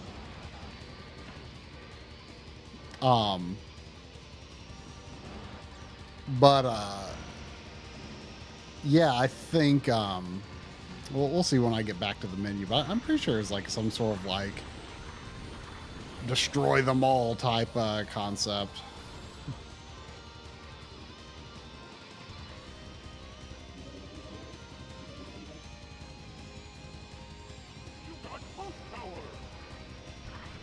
And I think, you know, like a lot of the steep turns in GX like relies on you have more control over the analog triggers. Also. Yeah, I mean, I am using Z and R in this to like lean deeper into the turn, but it's, you know, obviously since They're just digital, like they're counting on you having less control in this. Yeah. So, it's not necessarily quite as tricky.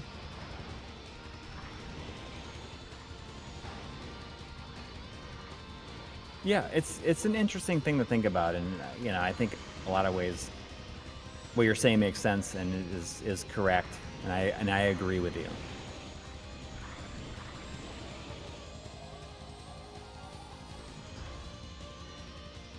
And that's not to take anything away from. No. But I wonder if more and more people might start feeling that way due to the kind of iffy calibration in the Switch Online app. Like it could give people more of an impression that F-Zero GX is even harder to control than it actually is. Right. Although there is the calibration tool, and I don't know if that can ultimately fix the problem or not.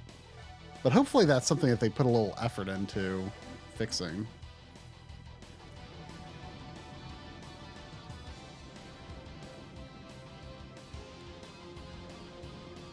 Hopefully.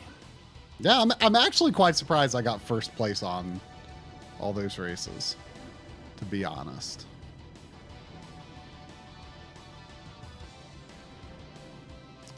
Man, can you imagine going 12,000 kilometers an hour?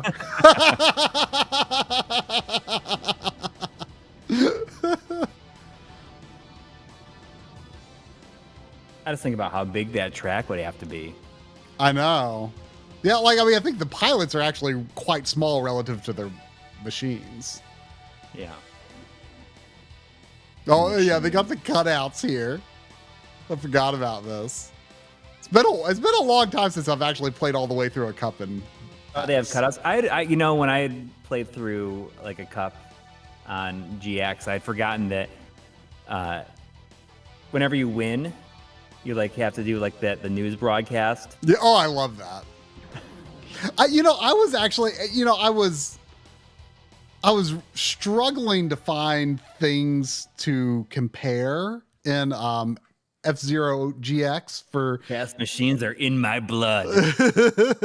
I was struggling to find things to use as comparison in F-Zero GX, and I was like, could it be worth playing through a cup and getting the news anchor or something for a comparison?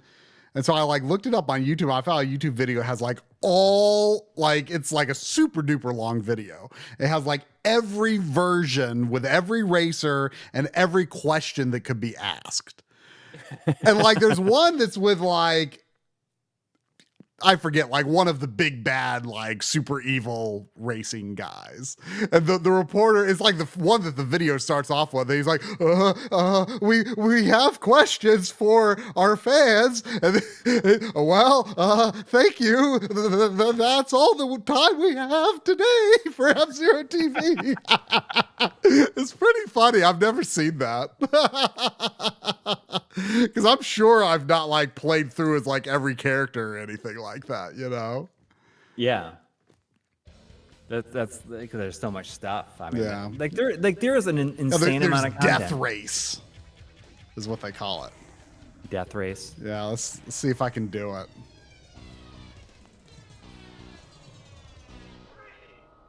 This is definitely something I've never really put a ton of time into.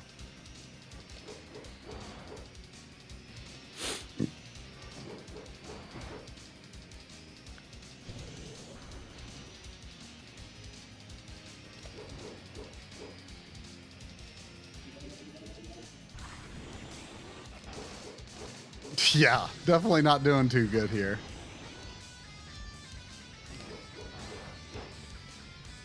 Is actually doing the spin really the way? Should I just ram him?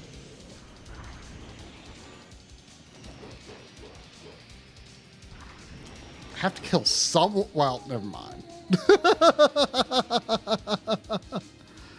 Never mind. That was the end of Black Shadow, Captain Falcon's arch rival.